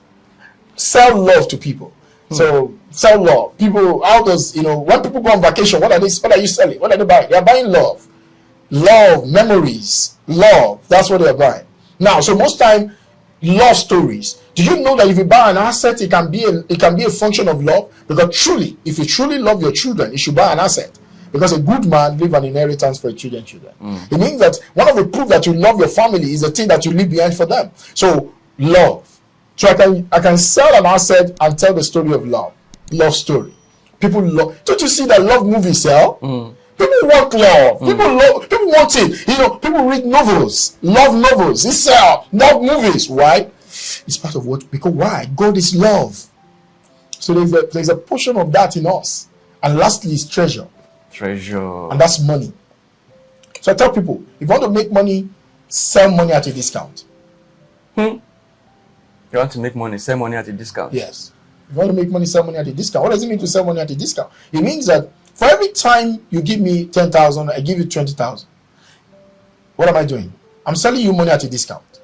Yeah, that's what I'm doing. So if you can show people how they are going to make more money, no matter how wealthy, no matter how big Alaji Dangote is today, if you show him, no matter how big Mr. Cosmos Maduka is today, if you can show him genuinely that you have something that can make him some extra hundreds of millions in something, and he can prove it, he will pay attention to you. Yes. In other words, everybody is looking for how to make more money. So it's treasure. It's something inside of us. We want to make more money. That's me. No matter how rich you are, you want to make more money. So what I tell people, I call it the art formula. Art formula. So sell the art. Sell the art. Sell the HEART. Not just the HAT. Don't just sell the heart. Sell the heart. Sell the heart to people. People want to buy the heart. So when you are looking at what you are selling, just look at it. How does it fix into all of these things? Because that's what people want. So I tell people, want to make money, sell people what they want. If you sell people what they want, they will give you what you want. So most of us, we are selling what we have. We are not selling what people want. Now, if someone wants to know, one of the challenges here is that people sometimes they get afraid. People are fearful when it comes to selling. Now, what is the formula or strategy someone can be able to use to overcome the fear of selling? So the fear of being broke should be bigger than the fear of selling. So if you realize that selling is going to deliver you from being broke, you overcome the fear of selling. Because you see, everybody, if you're doing something for the first time, you'll be afraid. And the reason why you're afraid is because the science says that there's something in us called the abidala. The essence of the abidala in your brain is to keep you from doing something you have not done before that can be dangerous to you. So the first time you want to do something, that side of you, that's why you get scared for doing something new that you have not done before. Meeting people you have not met before. Yes. Part of you is telling you, are you sure you want to do this? Yes. Part of you is telling you, are you sure? That's why you be asking questions. Are you sure? Are you sure? And now, what happens is that most people allow that fear to stop them. You are supposed to investigate that fear, not to be stopped by that fear. You don't allow your fear to stop you. Investigate your fear. Because your fear is a signal. It's not supposed to be a stigma. Your fear is not supposed to stop you. It's supposed to instruct you. So when you allow your fear to stop you, then you have a problem in life. Selling. All of us, we are always selling. The only thing that some people are good at it and some people are bad at it. Yeah, we are all selling. If you are in a meeting and you are supposed to talk and you did not talk, you are selling yourself short. You have still sold. You're not just selling well. So whether you talk, you are selling. If you don't talk, you are selling. We are all selling. There's nobody in life that is not selling. We are all selling something. If you dress well, you are selling. If you don't dress well, you are selling. You are only selling yourself that nobody should buy from you. That you are not. If a woman dresses well, she's selling. If a woman does not dress well, she's selling. You say, no, this product is not good though. This product, that's what you are telling to your buyer. Because we all are sellers and buyers at the same time. So in other words, it has been proven that 90% of human race hate to sell. 10% love to sell. But only 5% have mastered how to sell. Child. And that's why you see the number of people that are becoming truly wealthy reduce per time. Don't just love to sell, master how to sell. Because this is what I tell people. The surest unemployment program is not government scheme, it's selling skills. The surest way to cure unemployment is not government schemes, is selling skills. The moment you have a selling skill, you don't need the government schemes. By the way, the government program should be about investing in people like us to teach people how to sell so that they can cure unemployment. Because a nation that know how to sell will excel. You know the problem of Nigeria? Even the government people, the politicians don't even know how to sell the nation. They are selling us, but they are selling us badly. That's why other nations of the world see us as being corrupt. Do you think we are the only one corrupt? You will be shocked that some other nations, even in the Western world, are more corrupt than us. But you know what? They know how to sell themselves better than us. You don't know how to sell our nation. That's changing ourselves. Because selling is the number one business skill. If you don't know how to sell, you have no business in entrepreneurship. Yeah, there's nothing. Because that's the number one skill of entrepreneurship. You must know how to sell. If you want, you see, I raise money for a living. If you can't raise money, how will you do business? If you want to raise money, what do? You sell. You sell yourself to the investors. If you want to hire people, what do? You sell yourself to your employees to come and work with you. If you want to do business, what do? You sell yourself to your customer to come and buy your product. So if you don't know how to sell, you won't excel. By the way, my team member will say you will smell. So the point is, these are the things. So I tell people, selling saved my life.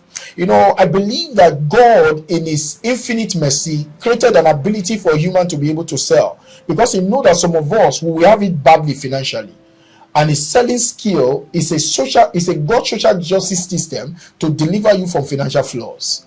So the moment you know how to sell, you can access big money in your life. No, I think the challenge is not really about that fear of selling, but embedded in that fear of selling, most people fear is rejection. Yes. Because someone will say, if I go to the person, tell me no. If I go to the person, you tell me no. Say, I don't want to go again. That fear of no is what stops a lot of people from that selling. Because embedded in that fear that people are talking about, fear of going to sell, is somebody talking about, because if you know 100% that when you go to sell something, that person you're selling it to will buy 100%, I don't think there's anything that will stop that person from making that move. But it's that fear of the fact that I may go and I get rejected. I mean, the person goes, he get rejected, he get rejected, he get rejected, he get rejected, yeah. Before you know it, they give up. So how can someone deal with that fear of rejection? I think that is the bedrock of that fear itself. No is a point of view. No is a point of view. And a point of view should not be taken personal. All right? No is a point of view. So if I say, can I have a bottle of water? And you say no, is a point of view. It doesn't mean you will not still give me that water. It means there are two reasons why people tell you no. It's either I don't know enough, and I don't want it. That's the only two reasons why people tell you no. No is not personal. It is just a point of view. Now what happens is that most people then take what is a point of view as being is personal. That then is a personal issue. So what I tell people is that you need to work on yourself and to know full well that when we talk about selling, selling is not about you, it's about the buyer. It is when you think selling is about you that you focus on being afraid of being rejected. Selling has nothing to do with you. It has something to do with helping somebody to move his life forward. That is the point. That's how you have to see it. And the moment you see it that way, come on, you will. When somebody say no, you show mercy on them. When somebody say no, you have compassion on them because you are bound. It's like a guy want to marry a lady, and he approached the lady and he said, and you know that he's there, he's going to change the lady's life. And they said, no, I can't marry you. And the guy will just look at the lady. Instead of crying, he'll just fly and say, look at the lady I've been sent to. I love Jesus and I love what he said. He said, when you go to somewhere and you're about to preach the gospel to them, and he said they rejected it. Principle number one. People cannot reject you. They cannot reject your offer. When they reject it, he said, do what? Dust your feet. And move to the next one. Hello? You mean that people cannot reject you. They can only reject what you bring. And so when I go out and somebody says, oh, I don't want, I will ask you, what will have make you want it? What will have made you say yes instead of no? Because I don't take it personal. I'm not attached. You know why people are afraid? They are attached to the outcome. You know why people cannot call a stranger?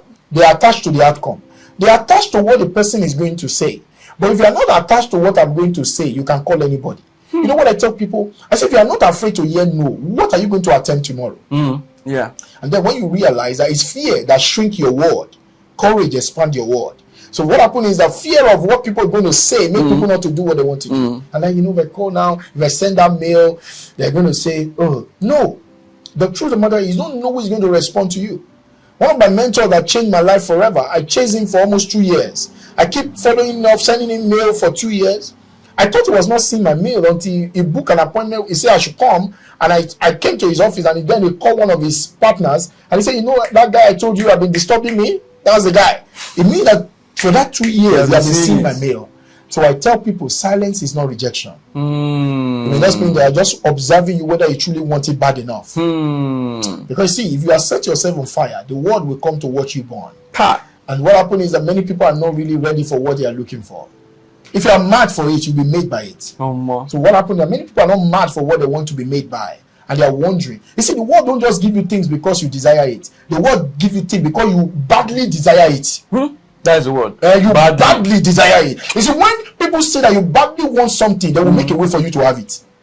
By the way, the law of the universe will conspire to help you to have it. Because the law of the universe cannot hold a man back that badly wants something. Yes. If that thing is not in existence, the universe will create it for you. Is that bad? When the Bible say where they are going, where their mind is when they are building that tower, nothing can stop you. He said, he said nothing can stop them. That's what they have imagined. He said nothing can stop them. So what I tell people is that when somebody tell me, Tade, I'm afraid, I then say you don't want it. When I show you a product and somebody say, Tade, I cannot afford it, I say you don't want it.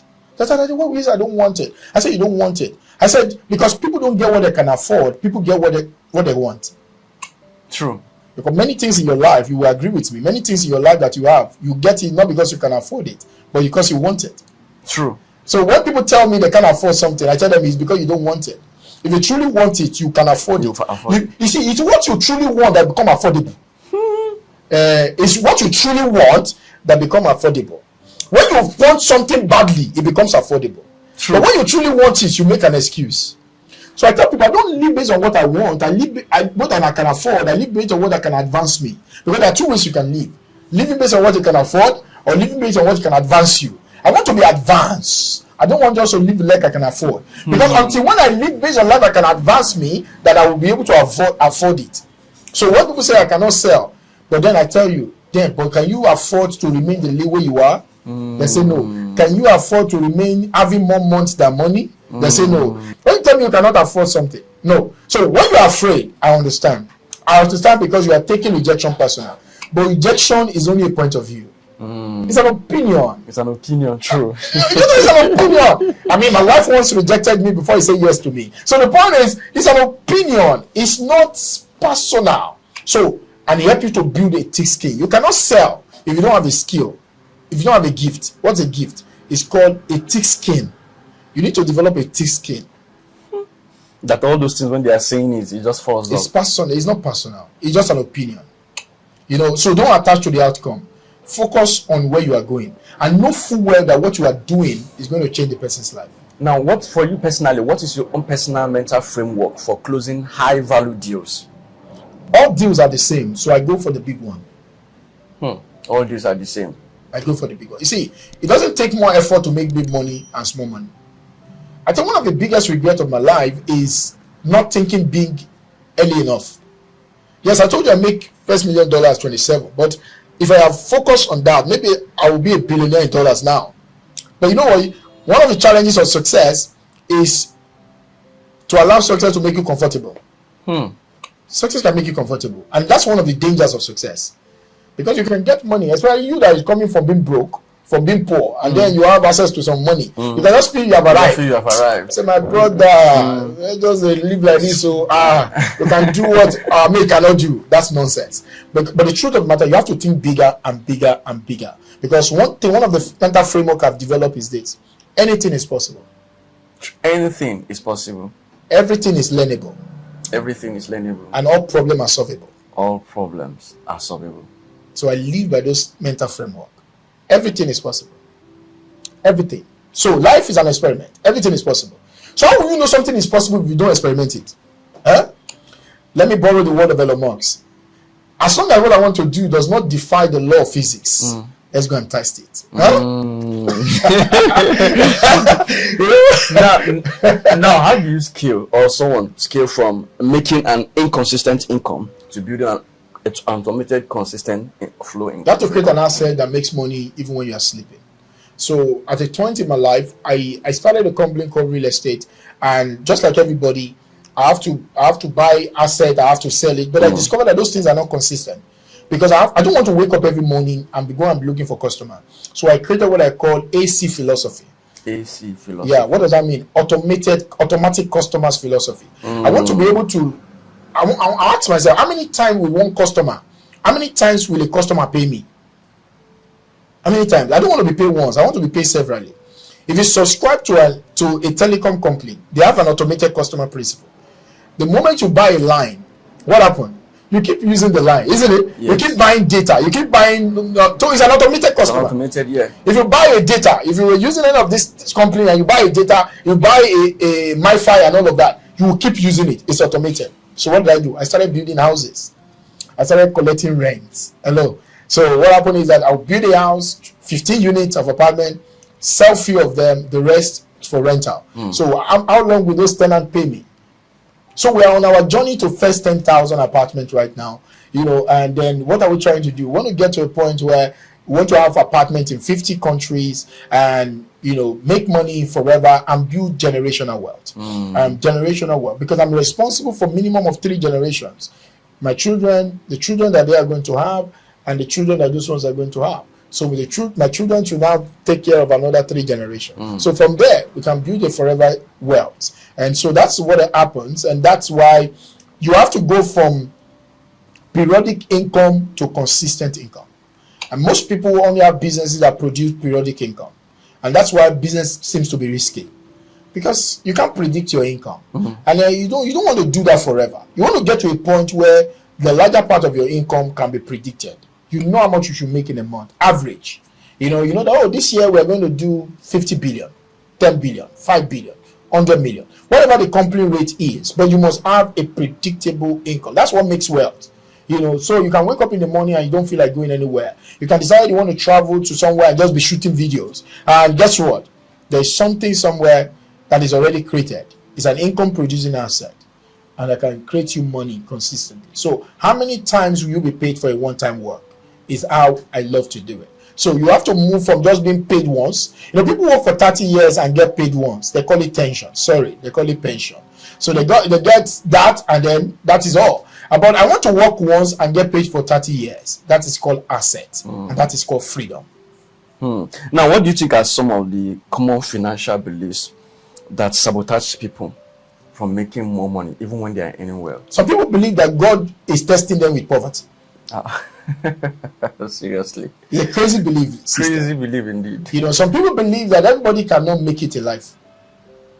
Some people believe that it's so hard to make big money, and that's why they call it hard-earned money, because there's nothing called hard-earned money. Money is just earned. It's not hard or soft. It's just earned. Money is just earned. There's nothing called hard-earned money. My hard-earned money, because people attach hardness to making money. So as a result of that, if something is hard, you don't want to do a lot of it, isn't it? You just want to do it and just maintain your level. And at the same time, the system is so wired against people that everything that people hear out there is just something that can keep them small. So people believe that making a lot of money is only for the few. Some people believe that they cannot master money, that money is too complex. So let them just be doing what they are doing and all of that. Some people believe that anything they do, one day, the thing will just wake up and they will just blow. But it's not every business that can make you wealthy. And that's what many people don't understand. It's not every business that can make you wealthy. Some people believe that every business can make one wealthy. Maybe, let me put it this way. The way you run a business will determine whether the business will make you wealthy or not.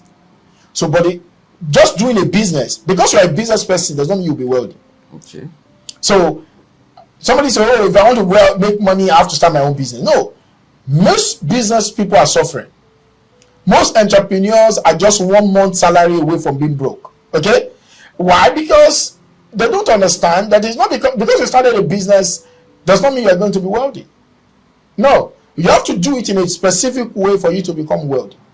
If a business cannot be scaled, if you cannot serve a lot of people at the same time, if a business cannot make you a big margin, all right, if you cannot have all of those things put together, if a business cannot be done even when you are not there, that means you cannot be wealthy with that business. You will just be running the business. And so you have to determine, you have to decide from the beginning, am I doing this business just to get by? I'm doing this business to get ahead. Make your choice. Most people are just doing business just to get by. At least they can pay their bills, they have little money, they can solve their problem with, and that's all. And at the end of the day, you find out that they're not going anywhere. So you have to know that the business you are doing, from the beginning, you must have a purpose. The purpose is, I want to be wealthy. By the way, the word business means something that nourishes you for life. It means that business cannot nourish your life. It's not worth it. The business must give you a life. Business is not your life. It must support your life.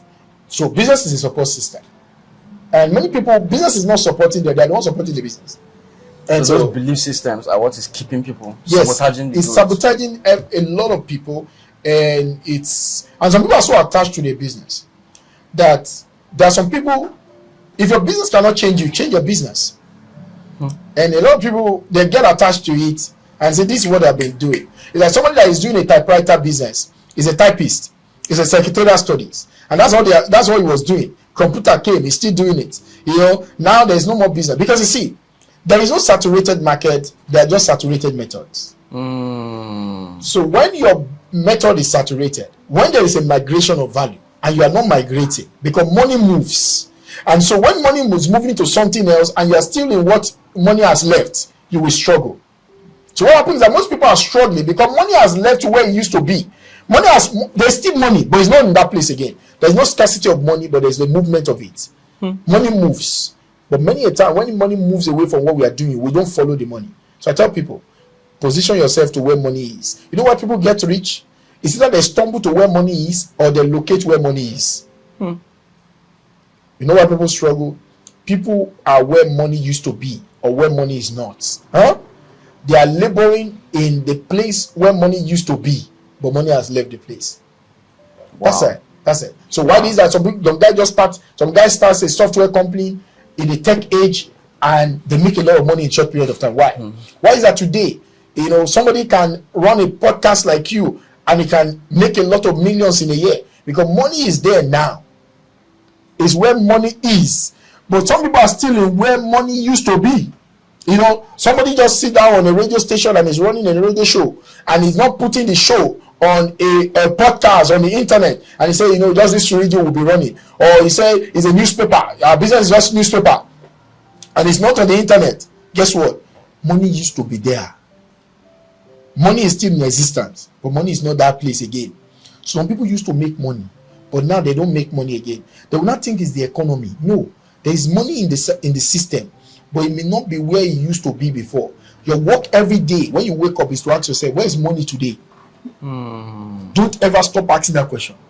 Where is money? Money is always where the demand is more than the supply. So always ask yourself, where is the demand more than the supply? Go there, money is there. Now, I want us to come into managing finances itself, because there's something you said earlier that I want us to dive into deeply now and break it down. You mentioned making money is a skill, managing money is a skill, multiplying the money is a skill, and then the fourth one, preserving money is a skill. Now, making money itself, that one, I think that is what we have handled in most of our conversation. Now, when it comes to managing the money, what are the methods that one can be able to use to manage their finances? I call it, the first thing is, there's what I call financial foolishness test. And most people fail that test every day. How do you know somebody that failed financial foolishness test? If you have 100,000 today, and you spend the entire 100,000 when you earn it, you are financially foolish. Somebody will say, Tade, no. Tade, you don't understand how the economy is right now. You don't understand how the economy is right now. The economy is so terrible that even this money, my take home cannot even take me home. The point is, when your take home cannot take you home, you need to make more money. But anytime you make money and you spend everything, you are displaying financial foolishness. Wow. And it means that being wealthy is far from you. Because money, the law of money says that before you spend, you must save what you can invest. Okay? Because money is a seed, and one of the criteria of a seed, in the nature of a seed, that seed is not sweet. Seed is always bitter, because seed is not meant to be eaten. Seed is meant to be planted. So the part of the money that you are supposed to invest, when you eat it, your future will be bitter. And that's what happened to people. So first lesson, if you spend all that you earn, financial foolishness. Second one is called what I call misguided benevolence. Misguided benevolence. What is misguided benevolence? We live in a society where we have what I call the culture of poverty. And so people want to be nice to people who are never nice to themselves. People want to be seen showing charity to others without being charitable to themselves. So they live in a misguided benevolence. You must have known one uncle, one sister, or personal self that somebody started earning some money. Because making money does not make you rich. It's what you do with the money that determines whether you are going to be rich. So people make money, they fund their family member, they support everybody, they send their children to the school for status sake. Remember, status? They send their children for achievement sake, so that they can tell their friends that this is the school my children is going, but they are not planning a future for that children. Because it is what you invest that determines the future for the children. They say, the education that I'm giving to my children is the biggest future I'm giving them. That's a lie. That's not how you give a best future to your children. Because the truth of the matter, a good man will leave an inheritance to his children. One of the inheritance that you leave to your children is also assets. Another one is philosophy. Another one is your understanding of God and people. So what happened is that you have raised them going to school, but the truth of the matter, they also have a future. So if you don't manage your money very well, what's happened because of misguided benevolence? A lot of us have misguided benevolence. We do something out of a misplacement of priorities. We do something just to please other people, not our own future. So you need to manage money. Never spend everything that you spend there. Know the money that is coming in than the money that is going out. I tell people, make it a rule of your life. Never spend more than you make. If you want to spend more, make more. Because you see, there's what we call personal economic depression, and most people are there. If you are short of money 3 months consecutively, you are in economic depression. And a lot of people are experiencing economic depression right now. They're always broke. There's no month that comes. They work in a bank, they work in corporate firm, multinationals, but guess what happened? More money, more problem. More money, more expensive. But that's not how it's supposed to be. The purpose of making big money is not to show off. The purpose of making big money is to build a financial freedom. Convert the big money to something that can give you a big life. But what happens is that people make big money to show off, and eventually they end up having a little life. Wow. That's not how it's supposed to be. So that's the managing of money. You need to be disciplined. Saving will not make you rich. Saving only give you financial discipline. And financial discipline is prerequisite to financial abundance. Because if you don't have financial discipline, you cannot invest. You need to be able to have some money to be able to start investing. And that is very important. And that's what many people don't do. They make money and they just blow it. They make money, they buy big cars. It's not bad to buy big cars. But you see, toy is not meant to be bought by your sweat. Toy is meant to be bought by your proceed of your assets. Wow. And that is a lie that many people live in. They thought, because I'm making big money now, I should be buying toy. No. Yes. You should be making big money to buy assets that can buy you toy. I love vanity, man. I love vanity. I love to travel around the world. But guess what? My asset pay for it. Because I can't do it once and stop. I want to do it again and again and again and again and again. Without flinching. Exactly. But if I have to use my big money of my sweat to do it, it means that I can't continue. And that's why people go into corruption. Because if you have enjoyed good life, you don't want to stop. So if you don't have the money again, you will willing to do anything outside of the context of your morality to be able to sustain it. And that's what happened to a lot of people. Okay, now you've dissected managing money. Now I want us to go into you talked about multiplying money is a skill. So how can you break down that particular aspect of multiplying money? You see, the fastest way to become wealthy is to understand what we call leverage. And there's no one that becomes wealthy in this world, which is what multiplication of money is all about. Without, a lot of people focus so much on money accumulation. But wealth is not about asset accumulation. It's about asset multiplication. So that means ability to multiply what you have. And for you to be able to multiply your money, you need financial wisdom. So, and a lot of people do not understand financial wisdom, which is about the education that you have. Now, when it comes to money, there are 3 kinds of education. There's an education of the poor that says that life, just survive, okay? Just survive. There's an education of the middle class, that says just make money to get by, okay? You can pay your bills, you can be comfortable. In the palace of Nigeria, you can be okay. All right? Just be okay. You can drive some moderate cars, you can end up building one house and you'll be fine. I think you can send your children to school, and if the job is not paying enough, try to get another one or relocate to another country where you can get another better job. Just be able to do that, save some little money in a mutual fund that is not mutual agreement, but do all of those things. But there's a third one. It's called the education of the rich. Now, these wisdoms are not the same. Now, how you solve your problem, your financial problem, review your financial education, and you review your financial intelligence. So, one day, many years ago, a guy gave birth to twins, and he worked in an hospital. And because when he gave birth to the twins, he already have a child before he gave birth to the twins. It dawned on him that he will need more money, right? So what he did was, there is a shift they do at work, and he can stay longer and work more for extra hour to be able to make more money. So this guy realized that he needed more money to be able to take care of this more responsibility that he's having. The way this guy went about solving this problem is to be able to do more shift at work. Now, what happened is that by doing more shift, he will have less time being with the children. Now, that's the way the guy is solving his own problem. And the way he's solving his problem reveals his financial intelligence. Now, there's another guy that wants to be able to solve his own problem. What he does is he looks at it and says, wow, how can I be able to put my money into something that can help people to do what I want to do? So, when I wanted to start my business, I wanted to grow my business to the next level. I did not have the entire money. So what I did is I looked for investors, and I said, this is what I want to do. And I've mastered this level of this business, and if you invest with me, you will be able to make this money. These are the numbers and all of that. These people gave me the entire money to be able to do this business. Not one naira of my own money was there. And then I took the money and I went and I did it. So when I did it, they make their money and I make mine. Now what happened is that I was able to multiply my money because I engaged leverage the right way. So now it was based on the kind of education that I have. So the middle class education says it takes money to make money. All right.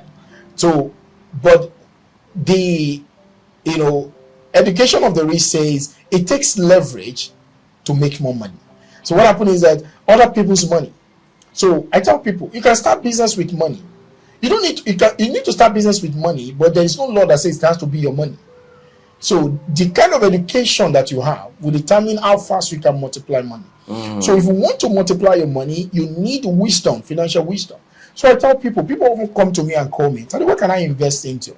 And I say to them, the first thing is, I will not tell you to invest in everything, because investment is not risky. It is the investor that is risky.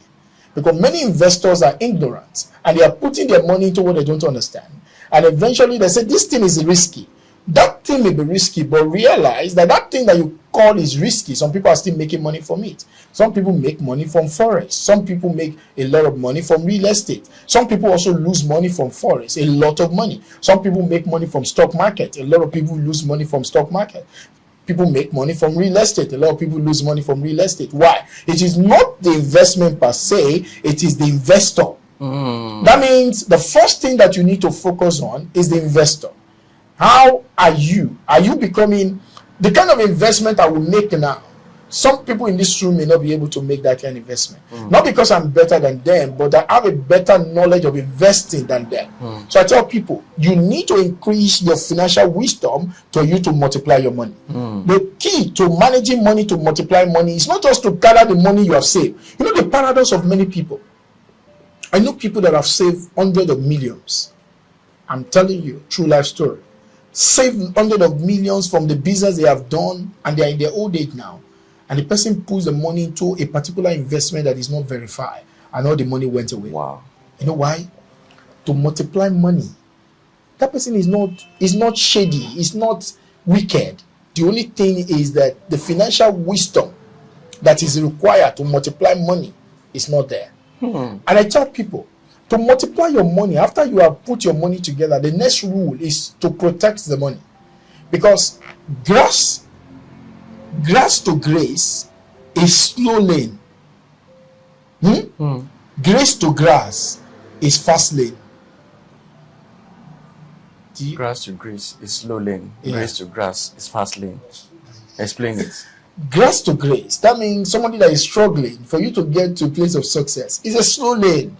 You know how many years I was taking you to be here, and so it's a slow lane. But to get from top to come down, it's a fast lane. When you want to build a house, 7-story building, it's a slow lane. It's going to take time. If you want to demolish the house, it's a fast lane. It may take you 4 days to demolish a 7-story building. Yes. It will take you 7 months to 1 year to build a 7-story building. You see now, it's a slow lane, then it's a fast lane. So I tell people, when you have made money, you need to be very alert to multiply the money. You need to be very alert to protect the money. Because you see, when you have made money, there are some people somewhere that want to collect the money from you. With the different baskins, funny business idea, and all of it. So if you are not careful, and one thing about money is that money can give you confidence that is false. When you have money, you believe now that you're intelligent. Say, man, we don't make it now. Because I tell people, the easiest time to lose money is when you make money. Sure. Yeah. Because you will be blind to so many things. Because you believe now you have arrived. So some ideas that when you have not made money, you will investigate. When you have little money, now that you have big money, just say, let's do it now. Let's do it. You know. And guess what happened? At the end of the day, you will not be able to. You will lose the money. So I tell people, the fastest time to lose money is when you make money. So the time you should be more careful is when you make money. So that you can protect it first before you can multiply it. So many people want to multiply the money quickly. They'll tell you, I have some money that I'm not using in my bank account. That money that you're not losing, you will still lose it. Why? Because you do not. That's why it's called investment. Investment means you investigate before you invest. So many people don't investigate something, they just invest in it. And then it's when they have invested, they now want to investigate. Hello? Have you not noticed? It's when people have invested in something, they now want to investigate. And I say, sir, have you noticed that there's something called BBB or CCC in town now? He has put his money already. He's now asking you. You now say, that thing. That's why investing, we call it due diligence. And it takes understanding. It takes wisdom. What is wisdom? Application of truth. I mean, you have to gather the truth first about something, then you apply yourself into it. So many people don't want to, because it takes time. Education takes time. Right education takes time. So people don't want to invest that time. So they not believe that somebody, it doesn't matter the knowledge that I have about an investment. You that want to put your money into it must understand what I'm telling you. If you don't understand what I'm telling you, I can still go about the investment in the way that it will look risky to you. So that's what happened. So you want to multiply your money, you need financial wisdom. You need wisdom. Now, some of those wisdom are some of the things we discussing here. Now, the fourth one you mentioned is preserving. Yes. How do you preserve? So you have to preserve your money. You're preserving and distribution. So what that means is that for you to leave money for the next generation, the money have to be preserved. So when you make money, you need to know that after you have made money, the rule number one for your money is never to lose it. So what do you want to do? You want to keep it. You want to investigate. You will still invest. You want to keep multiplying your money. But you don't want to invest. You don't want to take a risk with the money. Because truly, investing is not taking risks. Investing is managing risks. So many people thought when we are investing, we are taking risks. No, they only say that to you to collect your money from you. Investing is not taking risks. Because if you see risks, you don't take it. It's only a fool that sees risks and take it. It's only a act of naivety for you to see something that is dangerous and you jump into it. You don't do that. What do you then do? You manage it. You measure it. You manage it. You control it. That's why a bank does not have a risk-taking department. They have a risk management department. Hello. A bank does not take risks with money. That's why a bank want to borrow you money. What do? You see, I tell people, don't do what bank says, do what bank does, and you will know a lot about money. Because banking system is one of the most surest wealth creating system in the world. So what does bank do? When bank want to give you money, they will tell you, they will ask you for collateral, right? When bank want to give you money, they will want to know your cash flow. When bank want to give you money, they want to know your credit system. Hello, whether you are credit worthy. But you want to invest with somebody. You don't know the cash flow. You don't have any collateral. You don't understand the credit behind it. How do you preserve yourself? You don't just say, that idea. They say they are giving 25%. Let me put my money. You have lost. That's not how bank invest in your business. Bank will collect a collateral that is times 2. We call it LTV, loan to value. That is times 2 of the money you want to borrow. So if I want to give you 10 million, they will take an asset that is about 20 million from you. You can even make profits on top of it. Yeah, so that in case. Well, you know why they take that money? So that when they want to sell their asset, because they are not into real estate, they are into financing. So when they want to sell the asset, they can easily sell it in the way that people will rush and come and buy it, and they will say you must have a title. Why? Because the title is the credibility of the stuff. So that is what our banking runs. So don't do what bank says, do what bank does in your own personal life. Yes, and you will realize that bank does not take risks. Bank manage risks. They don't take it. They will analyze the risks. They will swap the risks. But you, other person, go out there and jump on the risks. Say, I know that idea. I say they are giving 40%. All these MMM we spoke about. What do they use to this? What do they use to get money from people? The returns. Because before you focus on what we will get as a return, focus on how your money will return. Many people do not focus on how their money will return. They only focus on the return. No, that is not financial intelligence. No, that's financial foolishness. You have to focus, how will my money return, before you focus on the return on the money. If you can't secure how your money will return, run, because that's not the business. Now let's dissect a little bit on investment, because people talk about investment, and it sounds like buzzword that people like saying it. Yeah, I'm investing my money. I'm doing this investment, blah blah blah blah. And before you know it, people tend to make some foolish decisions that they think it's investment. Now, what are the rule of thumbs when it comes to investing for you to know the right things to invest in, and the places that you must avoid when it comes to investment? 3 fundamental rules. Number 1, for you to invest, you have to choose your destination. Investing is about your lifestyle. I call it freedom lifestyle. That means you must have a destination before you start investing. You must choose your destination. So, what do you want to invest for? I want to be able to, in the next 5 years, I want to be able to do everything I want to do. My definition of freedom is simple. Ability to live life on your own terms. Ability to live life on your own terms without financial worries. Okay? That is what financial freedom means to me. Now, if I don't choose my destination, there will be a problem. So many people don't choose their destination. So you have to choose, what's my destination? And our destination differs. You have to choose your destination. I say, okay, I want to be able to have my lifestyle in the next, inflation adjusted, my lifestyle in the next 5 years is going to be boom. Because investing means, financial freedom means you get to a state I call deep. What is deep? Deep is your damn it position. A position where you don't have any financial worries. Your assets fund your life. Your assets can fund the life of your children. You can even make it to help other people. It's protected. That's the point you want to get to. So that is your destination. The second thing then is that you will now develop your blueprints. What do I need to do? Your blueprint is like a vehicle. So what do I need to invest in? That's why I invest in real estate. That's why I invest in, I invest in real estate. I invest in, real estate apartments in Nigeria, in other African countries. I show people how to buy assets that can help them to be able to achieve, because my focus of life is freedom. My freedom is why I invest. That's my destination. That's what I do. And that's what I do from the people that come to me. So technically, you have to have a blueprint. So for me, I have a financial freedom lifestyle blueprint. So I create a blueprint. I know the blueprints that will help me to achieve this thing. And then what is the third thing that I do? Then I follow the blueprint. Simple. I follow the blueprint. So number one, you must develop a blueprint. Number two, you must design a blueprint. You must develop a blueprint. Number two, you must design a blueprint. Number three, you must be diligent to follow the blueprint. So many people don't have any destination.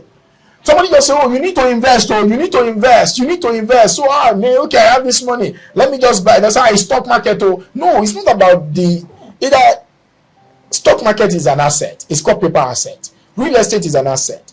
Commodity is an asset. Business is an asset. So I invest in real estate and I invest in business. But the truth of the matter is, it doesn't matter. Both of them does not matter. What matter is the game that I am playing. It's a financial freedom game. And that is the game that I'm playing. Now, I need to know my destination on this game. I need to design my blueprint that can lead me to my destination. You know, it's like you want to fly the jets. They want to know how to fly the plane. The pilot must know where they are going. They will set it on the blueprint. They will have the map. And then when they kick off, they're going somewhere. If the road looks north, they can reroute. It's like you enter either all of this cab in Lagos. You know, if you're using the Google map, it can reroute you if you're missing the road. But you must have set a destination before it can be rerouted. But guess what happens? Most people don't even have a destination. And they are investing. If you don't have a destination, you are not an investor. You are a gambler. You are a speculator. Many people are speculating with their money. Because without no destination in mind, you are not investing. I tell you, most people are not investing. You can buy a land, you are not an investor. Doesn't mean you are an investor. You're just a speculator. Somebody says you are doing the same thing because everybody is doing it. No. An investor don't do things because everybody is doing it. An investor is doing things because this thing is going to lead him to where you want to do. That is it. So what is your destination? So when people come to me, I tell them you must develop a destination. That's the rule of thumb. That's the rule of thumb. You must have a destination. Let's decide what your destination is. Number two, design a blueprint. Then be diligent to follow the blueprint. Now, if you don't have all of those things, then you will realize that you are just playing. Now, what do you call blueprints? How do you mean by designing blueprints? Because someone wants to invest and you are saying design a blueprint. What does it mean? So there's what we call, like one of the things I told you about is what I call the deep. It's part of the blueprint. That means there's what we call EIEN. EIEN. Enough is enough number. That means how much is enough for you? Okay? How much is enough for you? The purpose of investing is not for the return on investment. The purpose of investing is to fund your lifestyle. That is why we invest. And that is what many people miss. You see, your investing is supposed to take your labor. You're supposed to replace your laboring for investing. That means what now fund your life? Before, you have to trade your time for money. But now, your investing is now taking that place and fund your life. So, when is your EIEN? That means your enough is enough number. When do you get to a point where you don't have to work anymore? The proceeds from your asset can fund your life. So, practically, if you say, oh, my children will go to school, myself, everything, the life that I live, we go on vacation 2 times a year. The money that we need for the year based on our lifestyle is just 40 million. Now that is your destination. Now want to be able to build an asset that can give you a proceed, either you are sleeping or not, of 60 million every year. That means that's what I call your deep. Now, your deep means that when you get to that point, you are now financially free. Because why do I now talk about 60 million? 60 million means that at that moment you can fund your life with 30 million. The other 30 million can be reinvested. All right. Now that means from there you are not going from what we call financial freedom to financial abundance. What is financial abundance? Financial abundance means that you can live your dream and also help other people to fulfill their dream. Because you don't have more than enough. You have more than what can help you, right? You have more than what can take care of you and your family enough. So you have built a generational wealth. Or if you have a debt, after you are paying your bill, okay? After you are paying your bill, what then happens to you? You can now take part of the money, the other percent, and be using it to pay your debts while you are still living your life. So those are the blueprints that most people don't have. Currently, what are the best things to invest in currently? Everything. It depends on the life you want to live. For me, I invest in real estate. I invest in business that produce cash flow. For me, I invest in 3 kinds of assets. I believe that deals come in 3 dimensions. Number 1, I call it fatty deals. Fatty deals in real estate for me, for instance, is ability to buy an asset that within 24 months you can make money from it. Or I buy a house that I can fix, and in 6 months I can sell it. I call it fatty deals. But fatty deals is like I have a job. From there, I move to the next kind of deal. I use the money of the fatty deals to go into what I call freedom deals. What is freedom deals? Freedom deals is part of the money that I now make. I now use it to buy, we build shopping malls, we build houses everywhere around, whereby people pay us rent. So freedom deals is what fund my lifestyle. Then I have future deals. What is future deal? Future deals is an asset that can make me money in another 3 to 5 years, and it can make me a lot of money. But remember, I can't live on my future deals. I can only live on my freedom deals and my fatty deals. My fatty deals, I make big money for my fatty deals, but the purpose of my fatty deals is not for me to bore with the money that I'm making. It's for me to be able to use the money to buy into a freedom deals. And that's what many people don't do. They don't buy into something like that. Now, some people will get confused with stocks and bonds. Can you break it down? Let us understand. Is this something people can also invest in? It's one of the most complicated things alive. And it's not that people cannot invest. There are people that are making money with stocks. But the way I understand it, I would rather want to invest in a business than invest in a stock. A stock is what we call derivative of a company. It means that orange juice is a derivative of orange. All right? Yes. It means that if you take a juice, if you are taking the juice from the orange. And now, if you take a juice the way they do juice today, most of the juice are even added a little bit of addictive and chemicals into it. So what we have is that companies sell stocks, and people go back there and buy the stock of the company. And so, if this company make money, I will make money. Now, but the only thing about stock is that the volatility of stock is high. Because it responds to the inflationary rate of the country. So in a country where inflations are very high, owning a paper asset can be very deadly if you don't know what you're doing. And you know what? Risk is not knowing what you're doing. So is it bad to buy stock? No, but it may be bad for the person that is buying it, because they don't have the full understanding of what you're buying. So I don't buy stocks, I invest in business. Now, Warren Buffett does not buy stock, even when people try to use him to promote what they are doing. Warren Buffett does not buy stock, he buys stake in a business. Because they are not the same. Buying stock and buying stake in a business is not the same. But Buffett have an intelligent control over the company rather than the guy that just owns a 1,000 stock of a business. Yes, the guy makes money. The guy makes money. Most companies don't even pay dividend. You only dependent on the appreciation of the asset. That means, my stock that I bought for 100 naira is now 250. I want to sell. Some companies pay stock. Yeah, it depends on your destination. If all you are counting on is appreciation, and why do people say that the investment has crashed? Because when you only depends on appreciation, your hope can be crushed. Because appreciation is hope.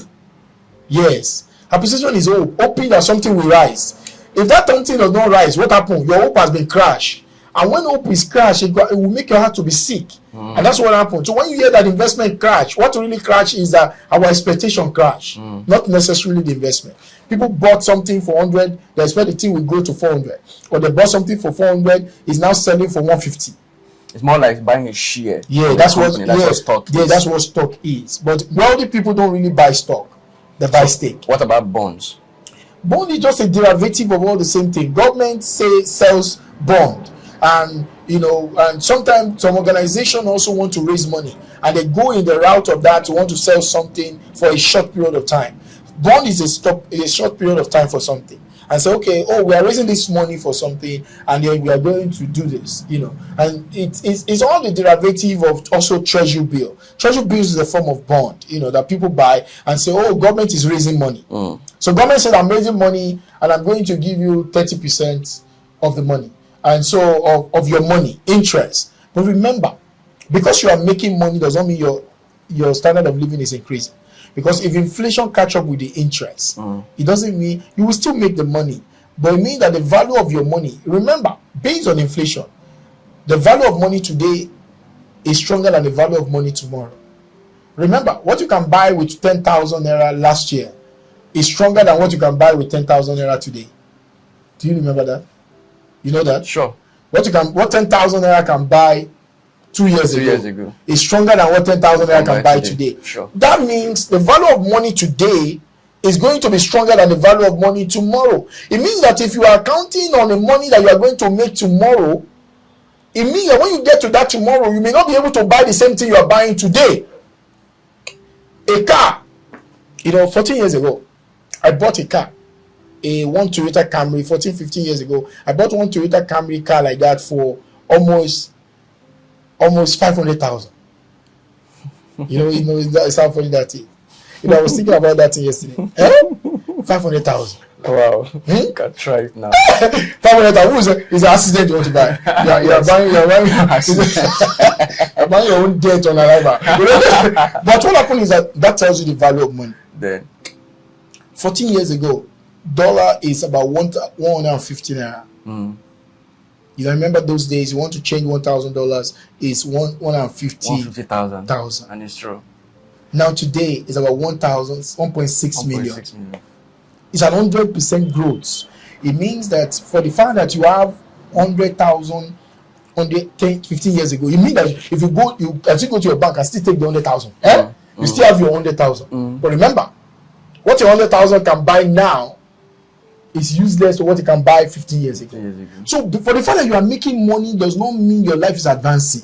You have to think about your standard of living, what the money can buy. You see, what the money can buy is the most important thing, not just the money. True. Yeah, that's what we don't think about. It's what the money can buy. It's not just the money. Somebody say, "Oh, I'm going to give you X and Y." So how fast you can make money matters.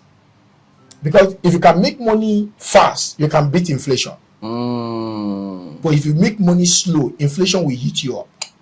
That's why many people wonder, where has my money gone to? Because it's the slow person will lose in the game of money. The person that make money fast, legally, surely, will win the game of money. How can someone balance investing and saving in this our Nigerian topic? As terrible as it is, and I'm going to tell you, it's so sad.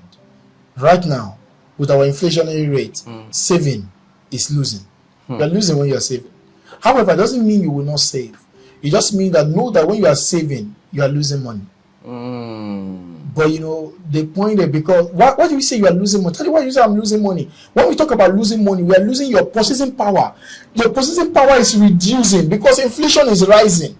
Do you just hear what our government is doing? Our government is now requesting for $328 million to complete the project they are handling. It means that the government is going to either borrow that money or print that money. It means that every time government prints money, the one you already have reduces in value. The value means the purchasing power is reducing. It means that what you can buy with that money has reduced. That means the moment you are saving money,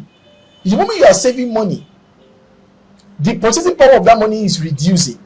So what happens is, you want to have, that's why this stage and time in Nigeria, you need to grow your financial education a lot so that you can understand the workings of money. Because now this thing you just mentioned, now when government prints money, the value of the one you have is reducing. Yes. People sometimes I tend to confuse, and so people also tend to get it confused. Why does the value of someone's money reduce? Because government prints more money. Yeah, because it's purchasing power.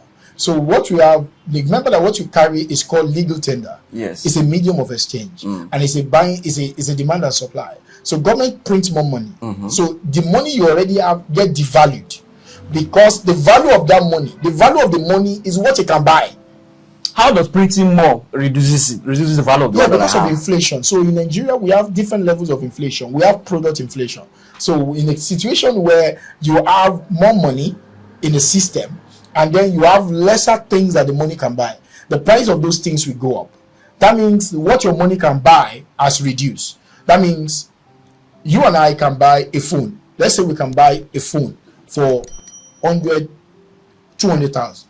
Because a phone of 100,000 naira now, I'm not sure an executive can use it. So a phone of 250,000 on the average. 1 year ago, that's how much you bought the phone. Then you have 250,000. Look at it. You have 250,000, and you save the 250,000. You say, "Don't worry. 1 year time, I will buy phone."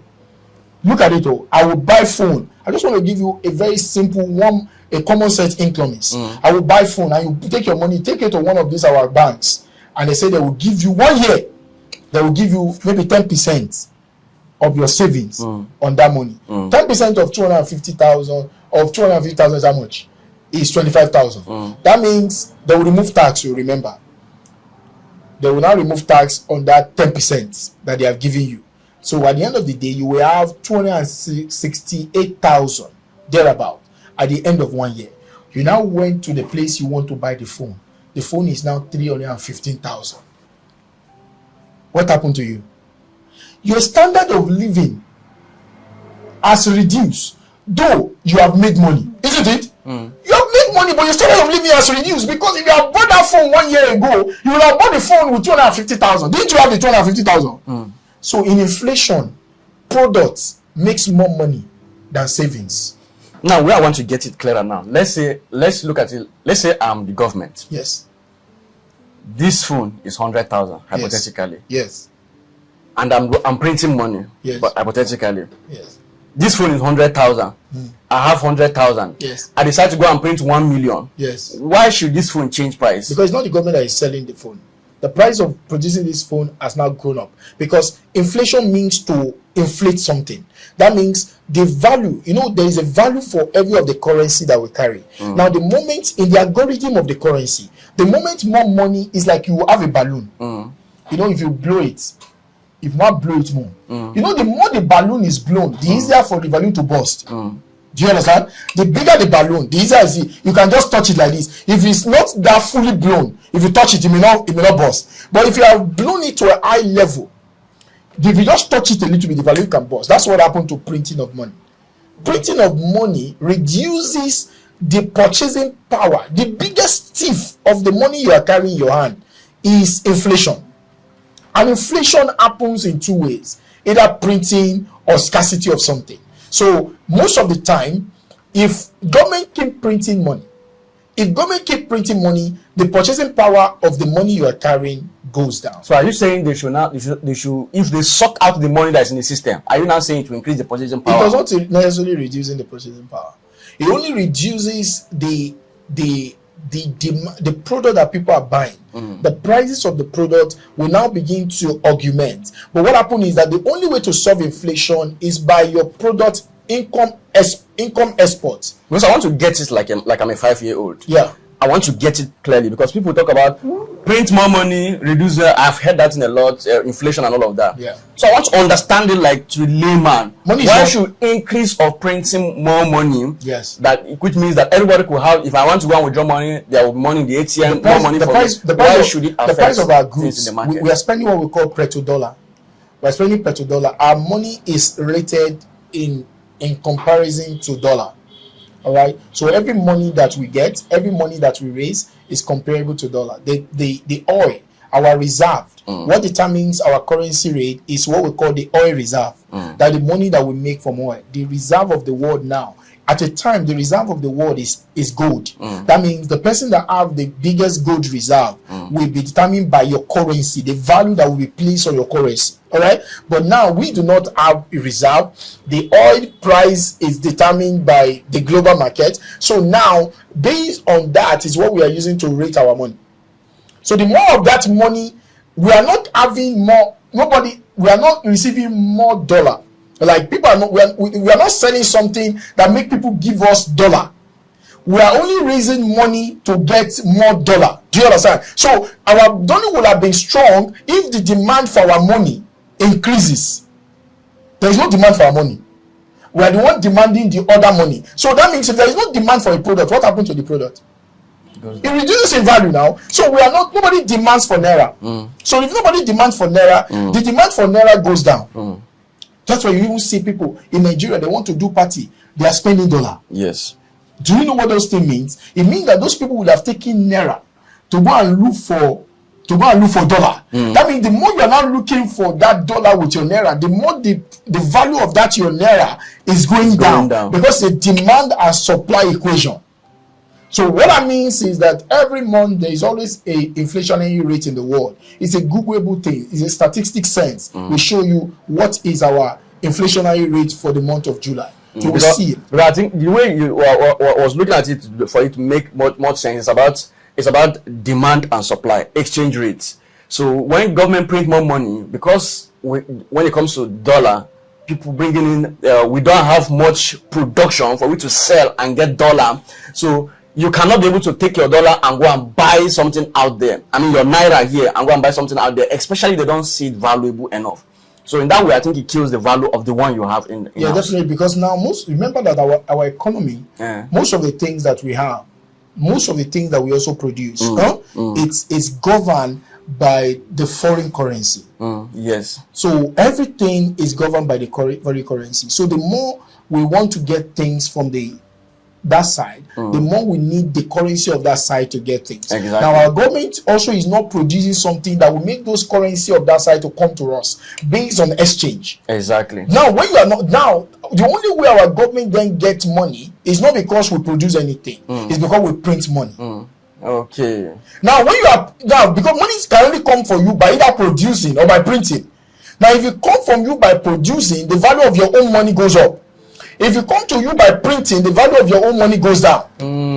So what do you think is one of the biggest financial mistakes most people make? Like we said before, the mistake that people make, it's not taking their financial life seriously and not knowing that either you like it or not, the financial game is already rigged against many people. And it is your duty to come out of that rigging game.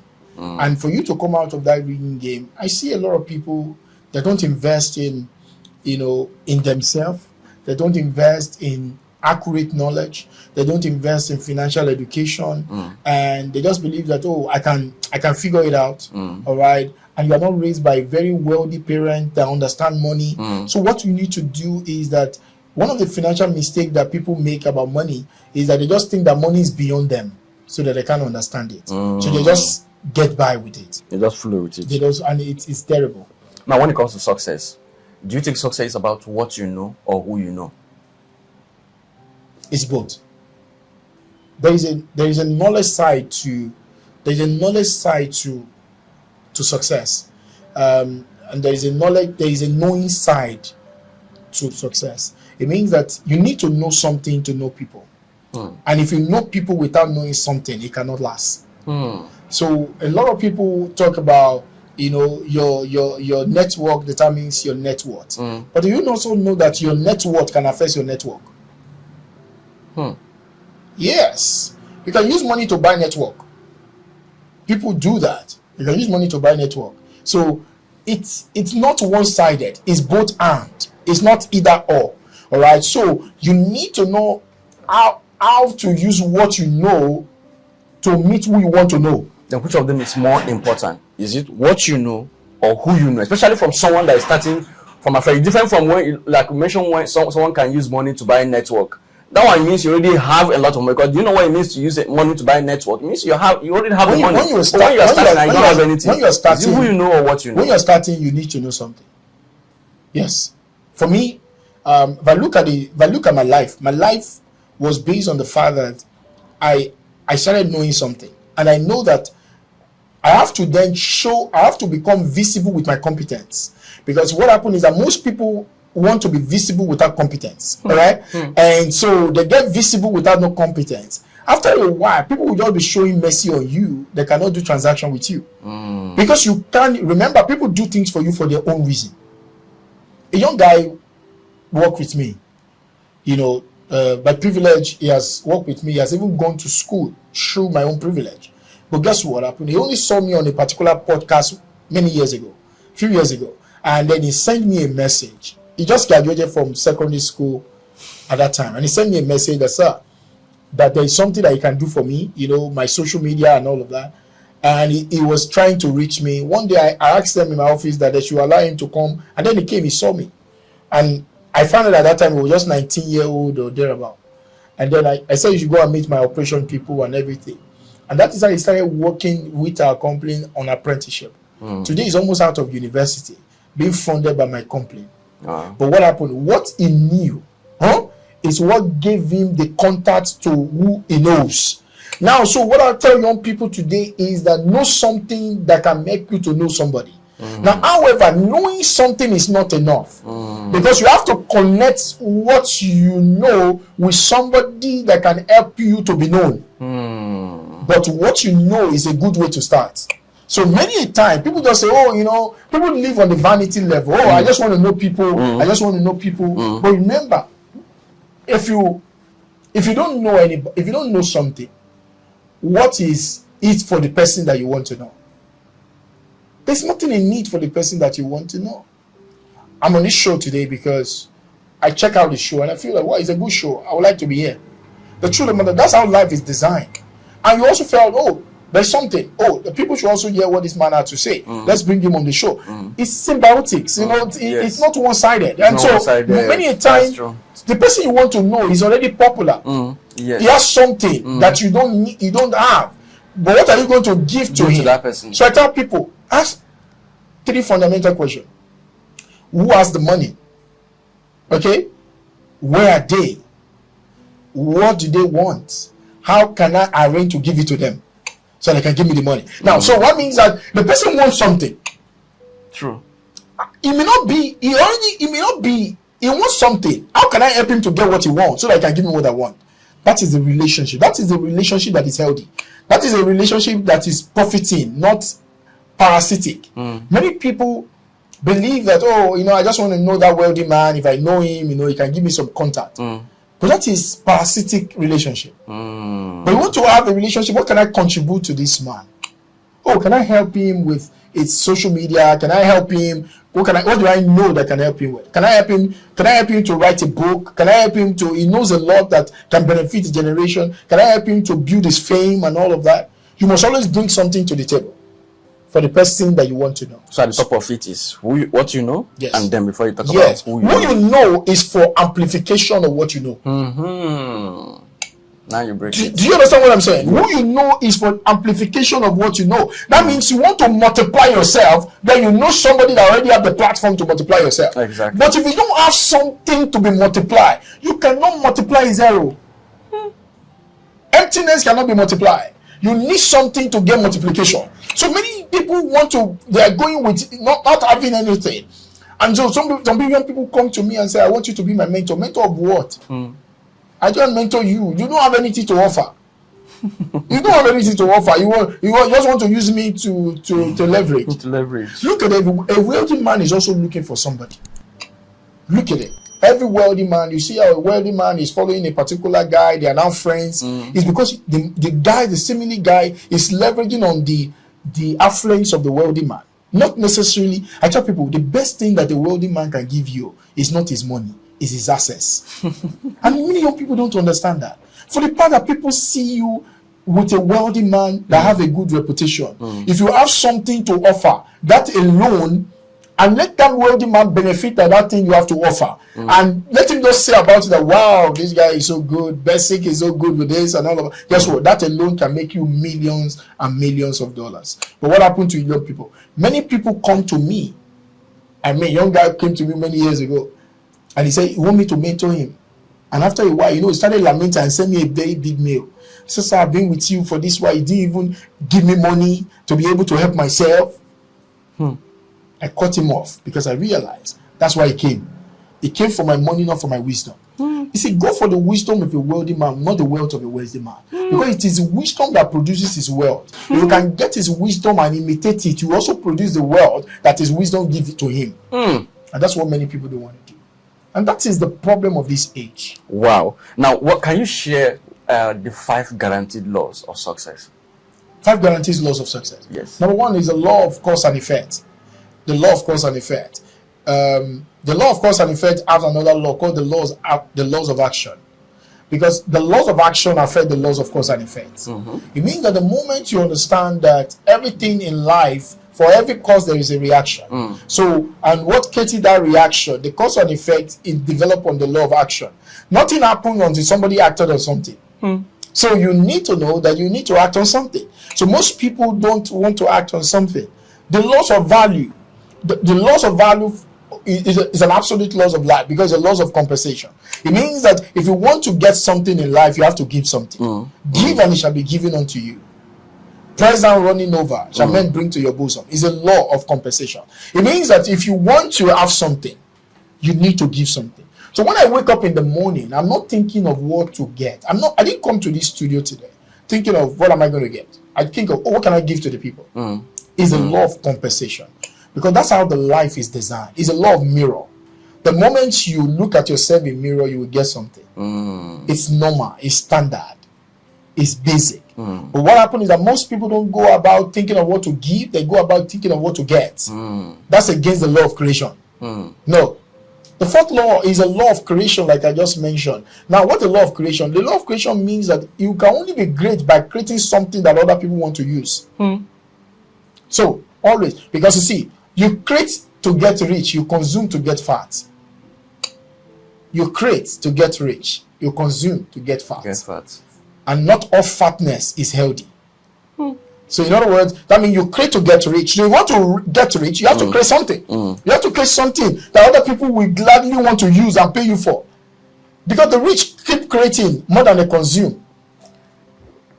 The poor consume, they never create. In other words, so you need to create. You need to engage your creativity. You need to think about how to create. You need to think about how to create. And lastly, is the law of thought. The law of thought. That is number 4 now. No? Yes. So the law of thought. Your thought determines your life. So the higher your thought, the higher your life. The higher your thought, the higher your life. The last law for me that has worked, is universal, is your word is as big as your courage. Your word is as big as your courage. So if you want to do something big, you need to be courageous. So there are many wealthy people that are not that cerebrally sound, but they are very courageous. Because there is a level of intelligence that only comes to courageous people. You will not find it by reading books. You will not buy it by watching videos. You will not buy it by Googling it. You will not buy it by using AI or ChatGPT. You only find it by being courageous. Because there is a wisdom that never comes to people that are not courageous. Never. So you have an idea. Be courageous about it. And that's what has changed the whole game for me as well. Now, what do you think are some of the most underrated or overlooked real estate opportunities in this part of the world? Real estate opportunities in this part of the world is ability to buy a land in a city that has water and be able to use it properly. Buy it below the price and change. That's what has made me billions of naira. Billions and billions. I buy land within the city that has water and I turn it upside down. And it's funny, yeah? You make so many real estate mistakes. What do you think are some of those mistakes that people make when it comes to buying any real estate, and how can it be avoided? Buying land in the bush and hoping that one day it's going to make you rich. Is that a mistake? Isn't it supposed to? Most of Lagos developed now. Most of the places people are buying now, like Ekpe and so. Once upon a time, it's a terrible mistake, because most of the time, what most people buy is just hope, and it doesn't mean that. A lot of people buy land with instinct, not design. People say, "Oh, just go to one place, buy land. After in the future, the land will just grow." Let me tell you, the people that make money from that is the people that are selling it to you. Most of the time, most people end up not making any money, end up carrying trouble on their head. Land only makes you money. Not all lands develop the same way. Not all lands will make you money. That's the honest truth. You want to make money with lands, you need to understand what I call the compare strategy. The law of commerce, the law of opportunities, the law of migration, the law of population, and the law of employment and the law of lifestyle. All those things, if you can't figure those out and you buy a land somewhere, because you buy a land because the place is far, does not mean you have fortune. Because you buy a land because the place is bush, does not mean the land will make you a fortune. If it doesn't follow some strategic things in place, if those things are not in place, you have just wasted your money or thrown your money in the toilet. And that's what happened to a lot of people. And even a lot of developers and people put themselves in a lot of trouble as well. They buy those land, and sometimes they call some developers scammers. Not necessarily that they are scammers. It's just like some of them do not tell you their entire stories. Some of them have bought land they keep paying for 3 to 5 times because they have gone to buy land in a bush that nobody is there to watch. They have made those families wealthy, or more family make some money when them have a lot of headache. And that's what is happening. But the truth of the matter is, It doesn't mean you can't make land buying land in outskirts, but you have to have a formula that you follow. If you don't have the formula that you follow, for me, I've done it before, but I tell you, it's one of the biggest headache of my career. Because most people complain, you see people, they complain of they made the investment in real estate, their money was scammed. How can people avoid being scammed in real estate? Most people are not scammed. Most people are just buying something based on the one story or one motivational class they attended, that they heard somebody that said, I bought one thing and after many years I blew. They're also now looking for cheap things to buy. I tell people, don't buy cheap land, buy valuable land. Sometimes valuable land may not be expensive, but sometimes don't focus on buying cheap land. Cheap land costs you big trouble. And that's what happened to most people. And I can tell you as someone that has been there, that most guys that they call scammers in real estate, they don't mean there are no scammers in real estate. I can't say categorically yes. But most people that say they have scammed them, some of those people too, they are scammed. Because at the end of the day, somebody bought a land, and at the end of the day, family started having, I bought a land before. But I've paid for the entire land. I have fenced the entire land. And one day in the middle of the night, the next morning when I got to the land, they have demolished all the fence. And the people, injured themselves on the land. And we cannot find anybody. We saw blood and all of that. For 5 years, we could not reach that land. Have I not bought the land? The land has all the documents. I bought the land. I fenced the land. Supposed to allocate the land. Family were fighting on the land. They came in the middle of the night. They demolished all the fencing of the land. Now, what do you say that? Now, what would the person that bought that kind of land at that time will say about the person that sold the land to him?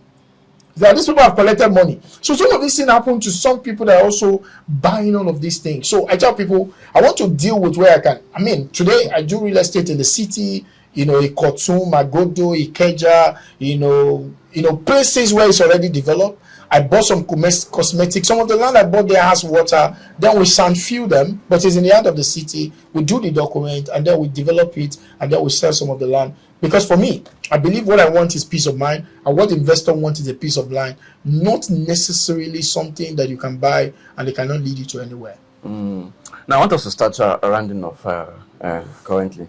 So, but in rounding off, what do you think separates great closers from average closers? Great closer knows that the only time they help you is when they close you. Every time they help you is when they close you. Yeah, I'm not help you. If I have something to sell to you and you have not bought it, I've not helped you. Because the thing, what I have to sell to you is what's going to help you to get what you want, right? If my car is going to take you from here to airport, and you have to buy the car to go from here to airport, and you needed to go to the airport because your destiny will change if you get to the airport, and you did not end up buying the car, have I helped you? I've not helped you. Because you can't get to the airport. So closing is helping people to get what they want.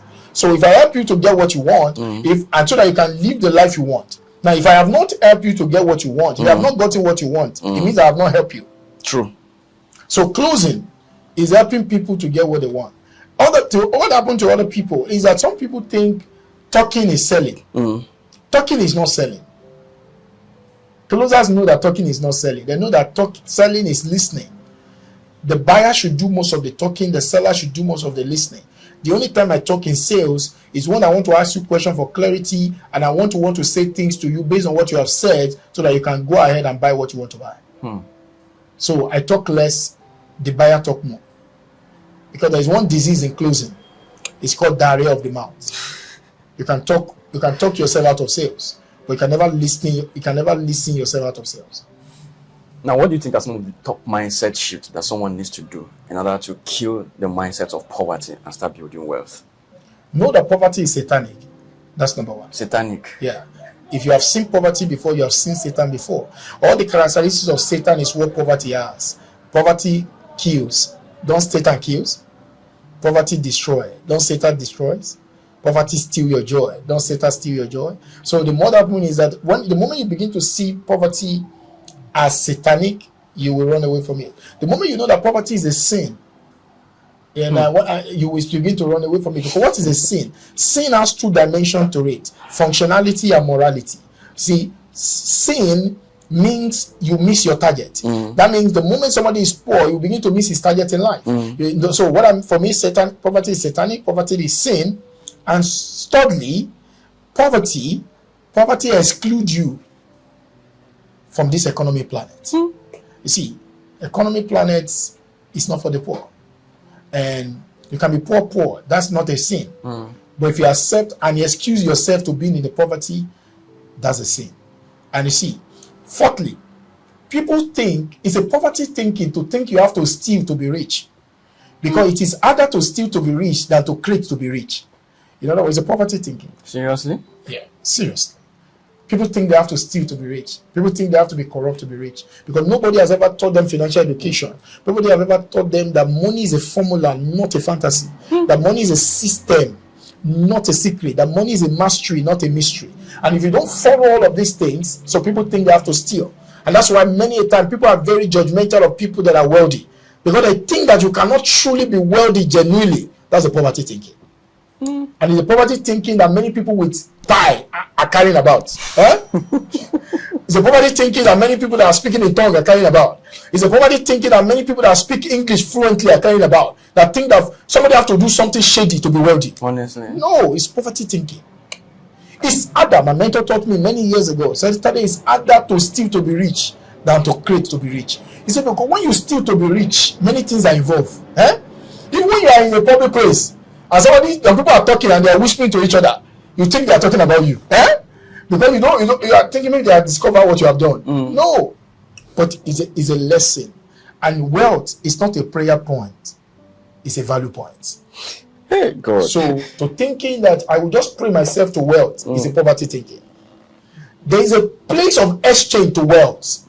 So what are you exchanging with people? Except this prayer, you are exchanging with people. Hey, I will know that maybe every time you are praying, and prayer is not supposed to be a merchandise. And it's true. It's not supposed to be a merchandise. It's not supposed to be. It's not something you are exchanging. Man, this is what I do prayer for a living. That's not a merchandise. You are supposed to create something that people will exchange. So anybody that told you that he has money that has not told you the product is sold is a criminal.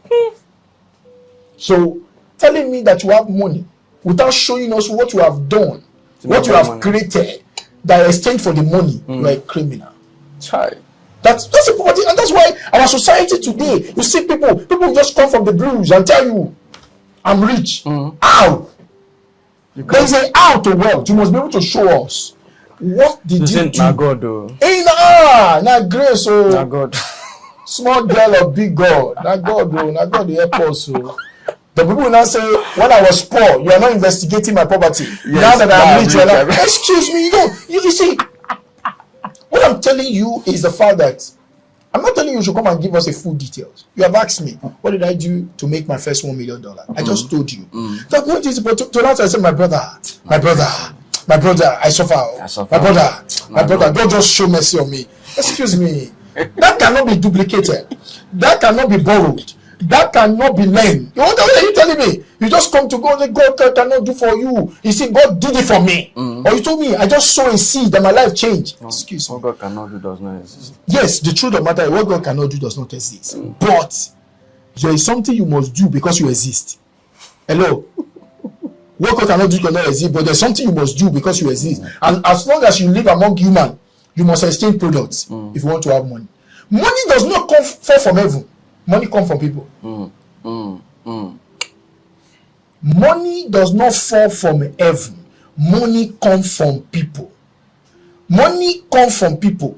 So that means people have to give you money for you to have money. True. The only people that are permitted to print money is government. If you have money, you must have collected it, either by deception, by coercion, or persuasion. That's what we are saying. That's what business is for. It's for persuasion. That is it. You have to give people something in exchange for the money. The more you give them the money, the more you will have the more money you will have. That means wealth inequality exists. Why? Because if I offer people more value, I cannot be at equal level with you based on wealth. But to just have money and just tell us like it's a mystery that we can't know how you made your money. No. You know that Dangote runs refinery, isn't it? True. You know that Dangote has cement company, isn't it? You know that Dangote has sugar company. So everyone that created wealth must obey the law of exchange. Yes, if you are not exchanging something, you cannot have money. because money does not fall from heaven.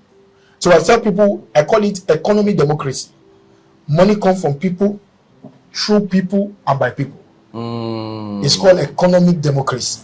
Money comes from people, through people, and by people. The only constant thing in wealth creation is people. It means that if you are going to have money, people must be involved. People must be involved. If you don't exchange something with people, you can't have money. So if you just wake up in the morning and tell us you have money, how do you get it? I said, no, how would they be telling me to tell them how I make money when I was poor? Who was asking me? Excuse me. Society make that to look so as if it's a correct statement. But it's a wrong statement. That's what our politicians also want people to think about. It's a wrong statement because nobody wants to show up and tell you how you make the money.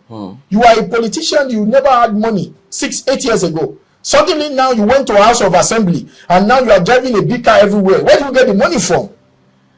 Tell us what you get the money for. Are you a politician, businessman? Where do you get the money from? The same thing with everybody.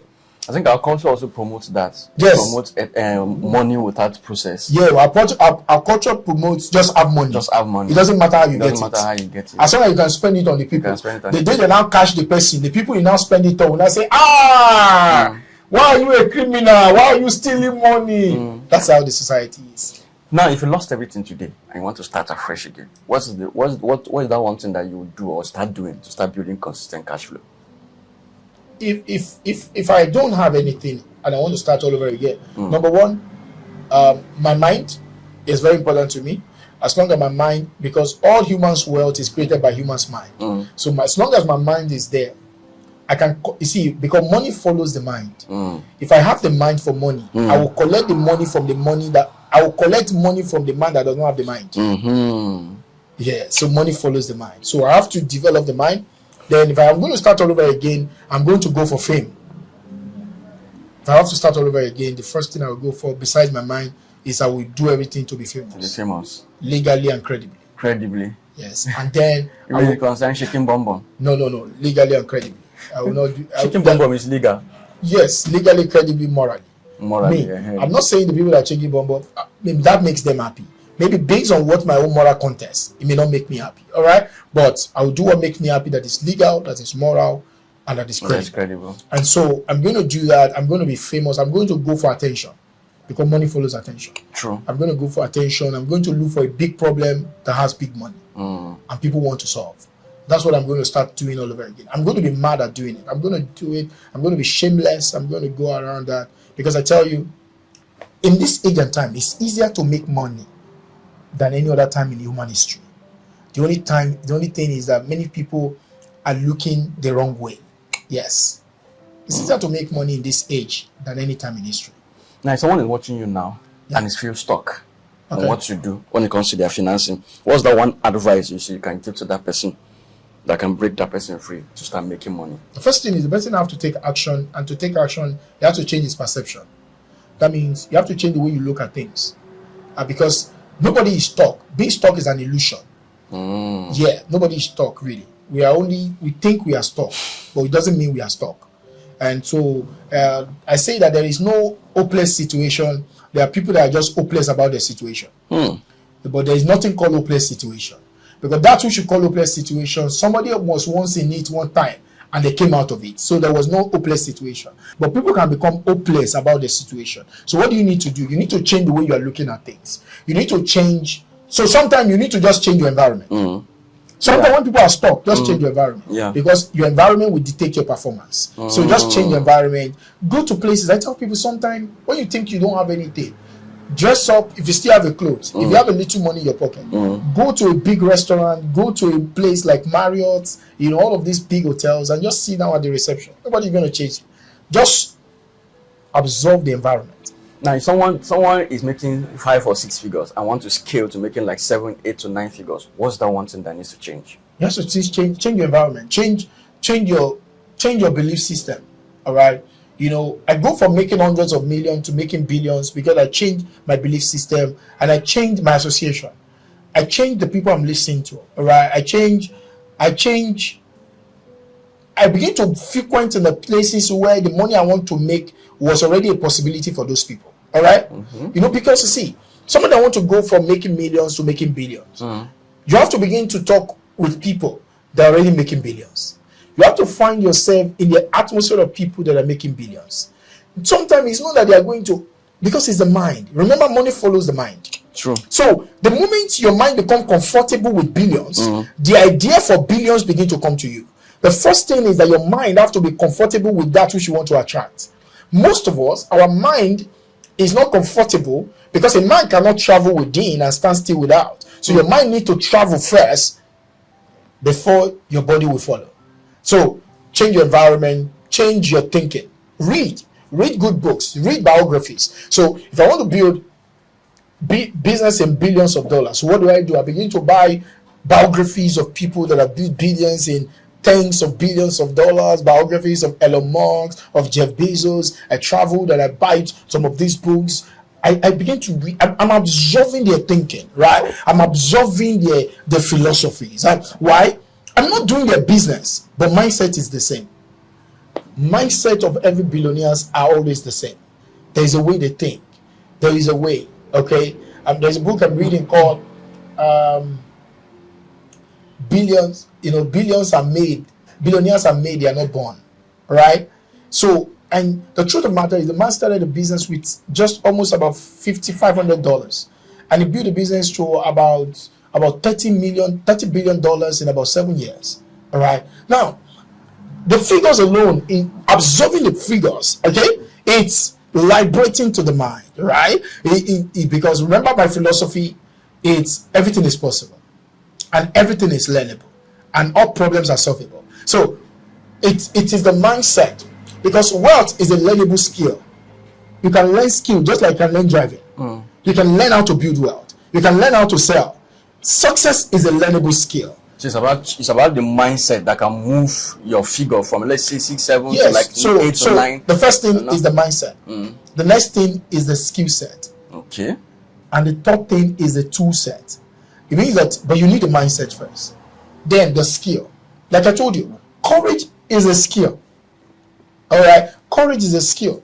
My company builds. We bought a property at a time out of the mainland of Lagos for almost like 5-7 billion naira, and at the time we're going to buy that property, we did not even have 500 million naira. But I've learned at that moment that one of the skill set of a wealthy people is courage, and I went to the negotiating table of that transaction with that courage. We bought the property and we eventually paid for it. Why? Because courage is a skill of a wealthy people. Timid people, shy people don't become wealthy. Huh? Go and check it. Shy people don't become wealthy. Timid people don't become wealthy. So if you want to be wealthy, you need to understand. So you need a mindset that everything is possible. You need to build a skill set. Communication is a skill set, and it is every wealthy person know how to communicate. You cannot become wealthy and don't know how to communicate. Thinking is a skill set. Thinking is not a gift; it's a skill. It means that every wealthy person knows how to think. They increase the size of their thinking and the intensity of their thinking. So those are two skill sets. Now you need a skill set. Firstly, you need a mindset. You need a skill set. Then you now need a tool set or a vehicle. Because you need a vehicle. What kind of business are you going to do? You want to do, or your current business? How do you expand it? Yes. So how do you scale it? Because you know the challenge I have. Many people are working hard, but they are working hard on what cannot scale. Many people are working hard, but they are working hard on what is not working. Many people are working hard, but they are working hard on what has stopped working. So if you don't understand this, you need to ask yourself, what am I working hard on? Who am I working with? How hard am I working on it? Most people don't even know what they are working hard on. They don't even know who they are working with. So you need your mindset to be, your mindset is a forever business. You need to keep improving your mindset. That's why I read every day. I meditate every day. I expose my mind every day, because you know why? I need to keep working on my mind. I need to keep working on my mind. I stretch my mind. I stretch it. I read things that are difficult sometimes, things that are tough. I want to stretch my mind. Because you don't see money with your eye. You see money with your mind. So if your mind can't see it, your hand can't seize it. It means that if you want to seize it with your hand, you have to see it with your mind. So your mind, your skill, and your grind. Your vehicle. The vehicle that you use to build it. So Most people do. It's called MSV. So your mind, your skill, your vehicle. You need to have those three things because most people have vehicles that are not working. Yes. Imagine me and you were supposed to do a race from airport to Ikeja. And I'm driving Toyota and you are driving Ferrari. Who will get there first? I will get there long before. You know what? Because you are driving what have the capacity that have speed. If I want to go at your speed, the engine of the car will burst. So what happened is that both of us have cars, but the cars we are using. But look at it. You have two legs. You have two legs, and you can run very well like Usain Bolt. And my leg leaps. And they say we should run. And then I said I will get there before you. But they say we should run. But they didn't. They just said we should just get there. You are running there. And then I go with the car. Who will get there first? Of course, we can. I will get there. Though I leap, but I have the leverage. Leverage is what saves you from your limitation. So nobody become wealthy without leverage. So you have to have the right kind of leverage in your life for you to become wealthy. So leverage is the game of the wealthy. I am where I am today by the grace of God and the leverage that I employed. Without leverage, you cannot go anywhere.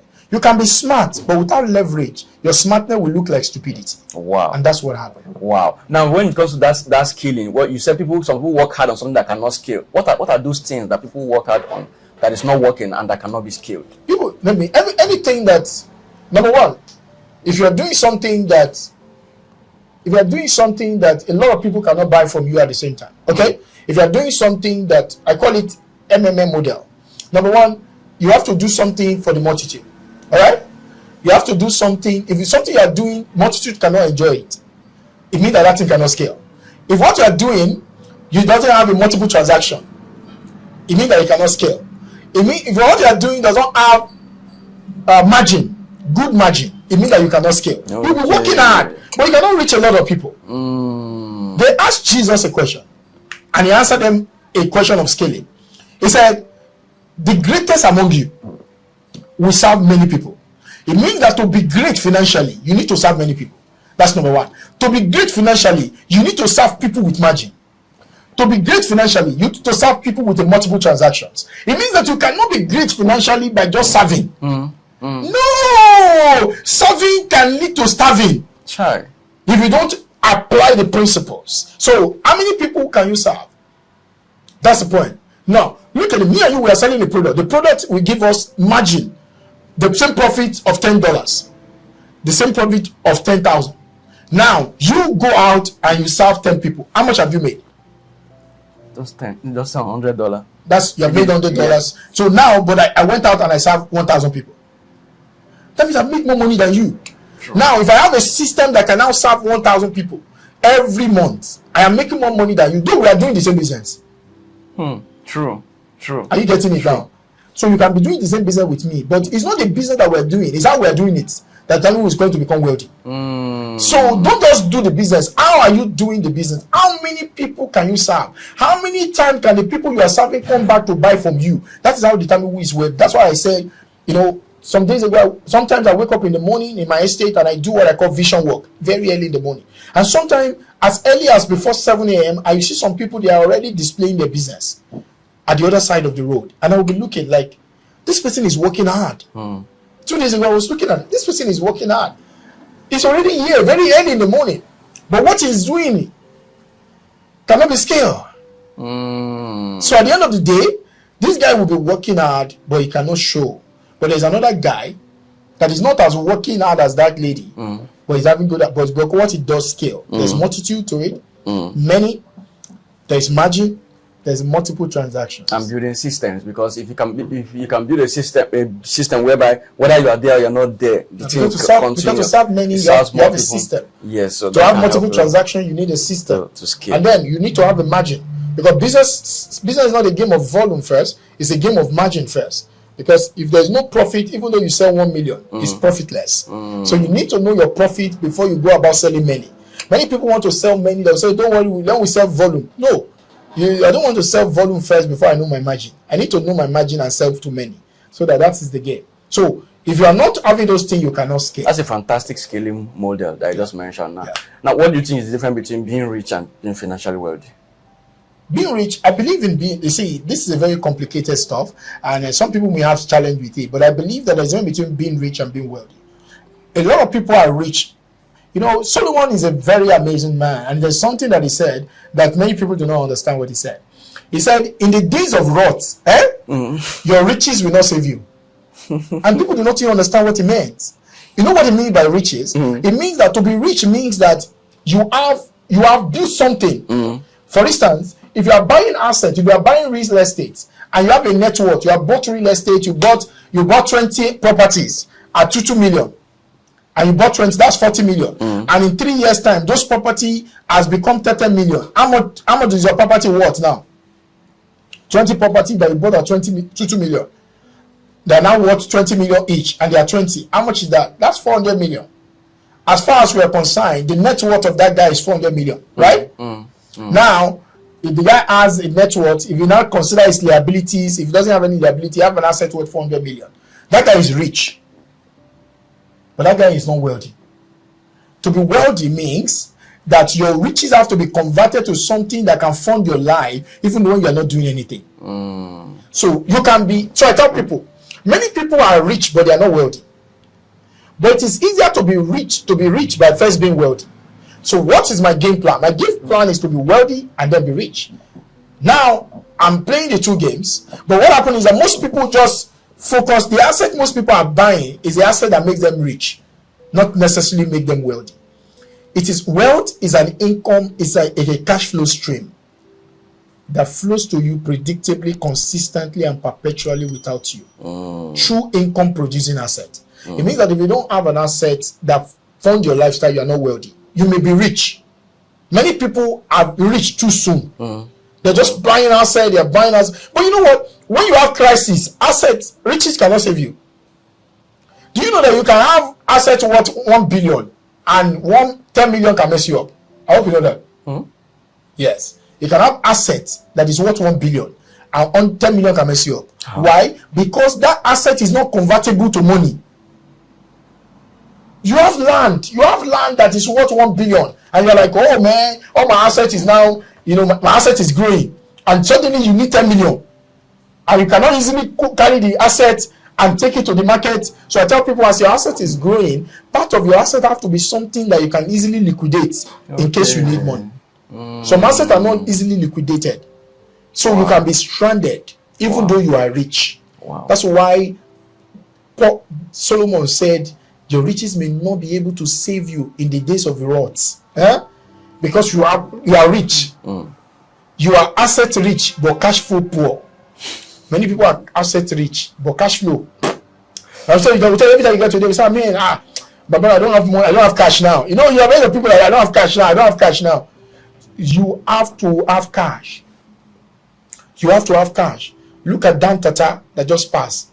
They say he has about 1 something trillion naira in cash. That is being wealthy and being rich. Okay?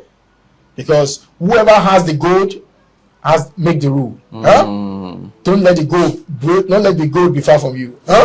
So you need to have both of them. You need to be wealthy and then be rich. Most people, the investment that is sold to many people is an investment to make them rich, not necessarily to make them wealthy. So I want to be wealthy and I want to be rich. Now I have two final questions for you, and the first one is, what are those daily financial discipline that you imbibe to ensure that you consistently stay focused on whatever you are doing and ensure that your income consistently increase? I work every day to make money every day, to have a system that makes me money every day. All right, and then I also work every day to make sure that I don't spend more than I make every day. All right. Because remember what I said, financial foolishness is when you spend all that you make. It doesn't matter how much, it doesn't matter how little. Even though you make 100,000 naira a month, if you spend everything, you are financially foolish. And so it's just a fundamental truth for me. And every day as well, I'm growing my wealth to be able to get to a point where my work is to build wealth for minimum of 3 generations. So now I'm building what I call family office, whereby there's family business, maybe another show. There's family business and there's family office. Every wealthy person has a family office. That is what perpetuates your wealth, okay, to the next generation. And so For me, I'm always thinking about new assets. I don't work for money. I work to buy assets that can make me money. All right. So I'm always thinking about creating assets. I'm thinking about creating multiple streams of assets, and I create assets without being distracted. That's what I do. And so my work is to create assets, either digital asset or physical asset that can keep funding my life and the life. I want to fund my life, the life of my family, and the life of the people that I care about. Yeah. Now, what do you think someone may be watching now and may be itching to want to ask that maybe I didn't ask, or you itching to share that maybe I didn't ask? What do you think that could be? The person may have to ask, what make Tade qualified to be saying all of these things to us, right? Is the fact that I have been where you have been. If you have been very poor, if you have been a kind of a person that your parents cannot afford to pay your school fees, I paid my own school fees, my own university fees. I paid it myself. If you have been that kind of a person, or you have been somebody that you are close to retirement, and you are wondering how you're going to live your life after retirement, the truth of the matter is, Tade is for you, because Tade has figured out how to make people live life on their own terms without no financial worries. And that's why you want to watch this video. That's why you want to connect with these people. That's why you want to listen to what Tade has to say, because I believe I am a modern day financial savior. I believe I'm sent to save human from financial misery. I believe that whoever listens to me and follow what I say can never be poor. I believe so, because I'm sent to do this. I'm sent to help people, to liberate them, because poverty is hellish and financial freedom is heavenly.